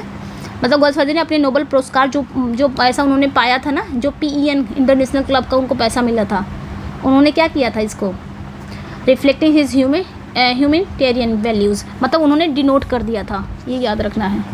Galsworthy was too ill to attend the Nobel ceremony in Stockholm, तो ये भी याद रखना है, ये भी इम्पोर्टेंट है यहाँ पे कि गोल्सवर्दी का स्वास्थ्य स्टॉकहोम में बिगड़ जाता है और वो नोबेल पुरस्कार समारोह में उपस्थित नहीं हो सके थे, लेकिन उनका जो साहित्यिक योगदान था वो आज भी है। He was appointed to the prestigious Order of Merit, तो ऑर्डर ऑफ मेरिट इनको कब मिला था, 1929 में मिला था, एक ऑनर, इस ऑनर को उन्होंने एक्सेप्ट कर लिया था। फिर ये इंपॉर्टेंट हो जाता है, ये बहुत इंपॉर्टेंट, 1918 में Galsworthy decline a knighthood believing a writer's reward should be their work and critical independence. तो 1907 में इनको ऑफ़र दिया जाता है नाइटहुड का, लेकिन ये 1918 में उस ऑफ़र को डिक्लाइन करते हैं और ये कहकर कि literature is its own reward, ठीक है। और क्या इंपॉर्टेंट है, हाँ, Galsworthy was founder and the first president of PEN international, तो ये याद रखना है, गोल्सवर्दी पहले और फर्स्ट प्रेसिडेंट, यानी कि पहले Galsworthy founder and first president of PEN international के बने थे, तो ये याद रखना है, ठीक है। यहाँ पे ये था, और 1921 से 1933 ये याद रखना है, और उन्होंने राइटर के अधिकारों और व्यक्तिगत अभिव्यक्ति की स्वतंत्रता के लिए आवाज़ उठाई थी, इसमें ये था। He is celebrated for his realistic portrait of English society during his time of immense societal transformation, तो ये याद रखना, मतलब गोल्सवर्दी के उनके जो यथार्थवादी चित्रण है, मतलब जो उन्होंने रियलिस्टिक चीज़ों को दिखाया, उसके लिए सराहा गया था। Galsworthy ranks among the most important English writers of the early 20th century, तो ये याद रखना है कि 20th सेंचुरी के महत्वपूर्ण अंग्रेजी राइटर में से गोल्सवर्दी का जगह है, इनको माना गया है। और इम्पॉर्टेंट इनकी जो राइटिंग है, ये देख लीजिएगा, इनकी जो राइटिंग है डायरेक्टली चैलेंज करती है डोमिनेंट विक्टोरियन वैल्यूज़ को, ठीक है। His work anticipated elements of the modernism, particularly it's focus, character, consciousness and social critic, तो ये भी याद रखना है। गोल्सवर्दी के जो वर्क है ना, वो मॉडर्निज्म के कई एलिमेंट्स पहले ही दिखाई देने लगे थे, मॉडर्निज्म के गोल्सवर्दी के वर्क में ही हमको देखने को मिल गया था, जैसे उनके कैरेक्टर के consciousness, social critic. After his death Galsworthy literary standing decline overshadow by modernist movement, तो गोल्सवर्दी के डेथ के बाद उनका जो साहित्यिक स्थान में गिरावट आई, स्पेशली जो मॉडर्निस्ट मूवमेंट जब आया था उसके बाद उनके वर्क को ना बहुत कम महत्व दिया गया, ठीक है। नेक्स्ट पे आएंगे। 1967 में BBC adaptation of the foresight saga revived global interest in his work, earning massive viewership, तो 1967 में BBC द्वारा द फोरसाइट सागा का फिर से TV पे दिखाया जाने लगा। गोल्सवर्दी के वर्क में एक बार फिर से वैश्विक रुचि पैदा हो गई, यानी कि उसको TV पे दिखाया गया, फिर से लोगों का उसमें इंटरेस्ट बढ़ा, ठीक है। ये देखिए, प्ले है like Justice contributed to real social reforms, ये तो पता ही हो गया है। नेक्स्ट पे आएंगे, और ये देख लेते हैं, ठीक है। 84 पे आ जाते हैं, यानी कि गोल्सवर्दी के जो नॉवल है, जो प्ले है, वो आज भी पढ़े जाते हैं, उनके नॉवल और प्ले आज भी पढ़े जाते हैं, क्योंकि वो न्याय पे हैं, जस्टिस पे हैं, लव पर है, वर्ग पे हैं, मानो, ये सारी चीज़ें पे हैं, ठीक है। His ashes were scattered over the South Downs from the airplane, ये याद रखना है कि गोल्सवर्दी की जो अस्थियाँ थी वो एक विमान से दक्षिण डाउन से छिड़का दी गई थी, उनके एसेस को, ठीक है। नेक्स्ट पे आएंगे, गोल्सवर्दी का कोट है, ये देख लेते हैं। गोल्सवर्दी का कोट है, justice is a machine that when someone has once given it the starting push rolls on itself, ये कहाँ से आया है, ये आपके जस्टिस की ही लाइनें हैं। न्याय एक ऐसी मशीन है जिसे जब किसी ने एक बार चालू कर दिया तो वो अपने आप चलती ही रहती है, ठीक है। मतलब गोल्सवर्दी के अनुसार, मतलब न्याय का जो काम सिस्टम के आधार पर चलता है, और एक बार प्रक्रिया शुरू हो जाने के बाद ये अपने आप ही एक निर्दिष्ट दिशा में चलता रहता है। नेक्स्ट पे आएंगे, ये आपके जस्टिस है। If you do not think about the future you can not have one, अगर आप अपने भविष्य के बारे में नहीं सोचते हो तो आपके पास कोई भविष्य हो ही नहीं सकता। गोल्सवर्दी का मानना था कि वर्तमान को, यानी कि प्रेजेंट को सुधारने के लिए हमें फ्यूचर की सोच और योजना पर ध्यान देना ज़रूरी है। नेक्स्ट पे आएंगे, love has no age no limit no death, यानी कि प्रेम की, लव की कोई आयु नहीं होती, कोई एज नहीं होती, कोई लिमिट नहीं होती, कोई डेथ नहीं होती। तो यहाँ पे गोल्सवर्दी का अनुसार प्रेम जो है वो वास्तविक रूप से सभी बंधनों से मुक्त है, और ये समय या सीमाओं से, इसे समय या सीमा नहीं बांध सकता। The value of a sentiment is the amount of sacrifice you are prepare to make for it, ये विंडोज़ की लाइन है, तो ये याद रखना है, ठीक है। ये एक भावना, मतलब एक भावना का मूल्य उस बलिदान की मात्रा है जिसे आप इसके लिए तैयार हो। यानी कि गोल्सवर्दी के अनुसार सच्ची भावना का मूल्य तभी समझ में आता है जब उसके लिए बलिदान किया जाता है। When man evolved pity, he did a queer thing, deprived himself of the power of living as it is without wishing it to become something different. Later to Thomas Hardy, ये कहाँ पे लाइनें मिलती हैं, ये इन्होंने लिखा था लेटर टू थॉमस हार्डी 1910, ठीक है। तो इसमें इन्होंने बताया है गोल्सवर्दी के अनुसार क्या है कि जो पिटी ने मनुष्य के जीवन की सच्चाई को स्वीकार करने के बजाय उसे आकांक्षाओं और इच्छाओं में उलझा दिया है, यानी कि जो दया है। Art is that imaginative expression of human energy. Art is the one form of human energy which really works for union and destroy the barriers between man and man. ठीक है, तो ये लाइनें भी मिलती हैं। नेक्स्ट पे आएंगे, यानी कि यहाँ पे कहा गया है गोल्सवर्दी के अनुसार जो कला मानव ऊर्जा की कल्पनाशील अभिव्यक्ति है, ये वो शक्ति है जो कला है जो मानव के बीच की दीवारों को तोड़ती है, उन्हें एकजुट करती है। कला idealism increases and indirect proportion to one's distance from the problem. ठीक है, नेक्स्ट पे आएंगे, आइडियलिज्म क्या है। आइडियलिज्म, जब हम किसी समस्या से दूर होते हैं तो हमारे विचार और आइडियलिज्म अधिक बढ़ जाते हैं। तो गोल्सवर्दी यहाँ पे ये बता रहे हैं कि व्यवहारिक सच्चाई से दूर रहकर हम बहुत ज़्यादा आदर्शवाद हो जाते हैं, जबकि समस्या निकट आने पर हम अधिक यथार्थवादी हो जाते हैं। One's eyes are what one is, one's mouth is what one becomes. तो इसका मतलब क्या हुआ, आँखें हमारी असली स्वभाव को दिखाती हैं, हम क्या हैं, जबकि जो मुंह है ना, जो बोलचाल है, जो मुंह है, मुंह मतलब बोलचाल, हमारे द्वारा निभाए गए भूमिकाओं और समाज द्वारा गढ़ी गई पहचान को दिखाता है, हम क्या बनते हैं। ठीक है, life was to be lived not torpidly dozed through, life was for love to be enjoyed. ये डार्क फ्लावर की लाइन है, इंपॉर्टेंट है। जीवन को नींद में खोकर या जड़ता में जीने के लिए, बल्कि प्रेम आनंद के लिए जीने की बात कही है। मतलब यहाँ पे वो दिखा रहे हैं कि प्रेम की शक्ति को महत्व दिखा रहे हैं, जीवन की पूरी उत्सुकता भावना के साथ जिया जाए अगर जीवन जी रहे हो तो। The beginnings and endings of all human undertakings as untidy. ठीक है, यहाँ पे क्या कहा जा रहा है, अच्छा ये छूट गया। It is not enough to love people because they are good to you, we have to love because we love loving. तो ये ओबिट ऑफ लव की लाइन है जो 1915 में आया था। यहाँ गोल्सवर्दी निस्वार्थ प्रेम की बात कर रहे हैं, किसी को केवल इसलिए प्रेम करना कि वो आपके प्रति अच्छे हैं पर्याप्त नहीं है। सच्चा प्रेम तो वह है जो प्रेम करने के लिए प्रेम करे बिना किसी रिजल्ट के। ठीक है, नेक्स्ट पे आएंगे, यहाँ पे भी क्या बात हो रही है, गोल्सवर्दी मानते हैं कि जीवन की नेचर ही अनिश्चित और अव्यवस्थित है, योजना के अनुरूप सब कुछ नहीं चलता। जीवन अनिश्चित है और अव्यवस्थित है, हम जो भी योजना बनाते हैं उसके अकॉर्डिंग जीवन नहीं चलता। A man is the sum of his action of what he has done what he can do, nothing else. ठीक है, यहाँ पे भी कहा जा रहा है, गोल्सवर्दी ने यहाँ पे क्या बताया है कि व्यक्ति को उसके किए गए कार्यों और उसकी संभावनाओं को परिभाषित करना चाहिए, न कि केवल विचारों, इच्छाओं या शब्दों से। Headlines twice the size of the events. तो ये लाइनें, ये आपकी इसमें क्या कहा जा रहा है, गोल्सवर्दी कहते हैं कि अक्सर समाचार घटनाओं से ज़्यादा बड़े और अतिशयोक्ति बनाए जाते हैं। घटना जितनी हुई नहीं है उससे कई ज़्यादा बढ़ा चढ़ाकर आपके समाचार दिखाते हैं। नेक्स्ट पाएंगे, Galsworthy dramatic aim to create such a illusion to actual life passing on the stage as the compel the spectator to pass through an experience of his own. तो गोल्सवर्दी के अनुसार एक प्ले का सबसे superior उद्देश्य होता है कि वह ऑडियंस के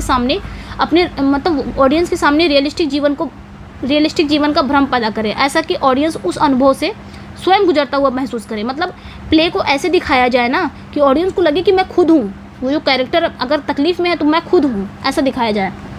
ठीक है, नेक्स्ट पे आएंगे, लास्ट क्वेश्चन है, Hillcrest the skin Game, life is a struggle and the only thing is to have rules of the game and keep them. तो ये हिलक्रिस्ट कहता है, स्किन गेम की लाइन है, ये याद रखना है। यहाँ मतलब लाइफ को उन्होंने एक खेल की तरह कहा जिसमें केवल एक बात ज़रूरी है, नियमों का पालन करना। तो ये दिखा रहा है चाहे कितना भी संघर्ष हो, ईमानदारी और नियमों के भीतर ही रहकर जीना चाहिए।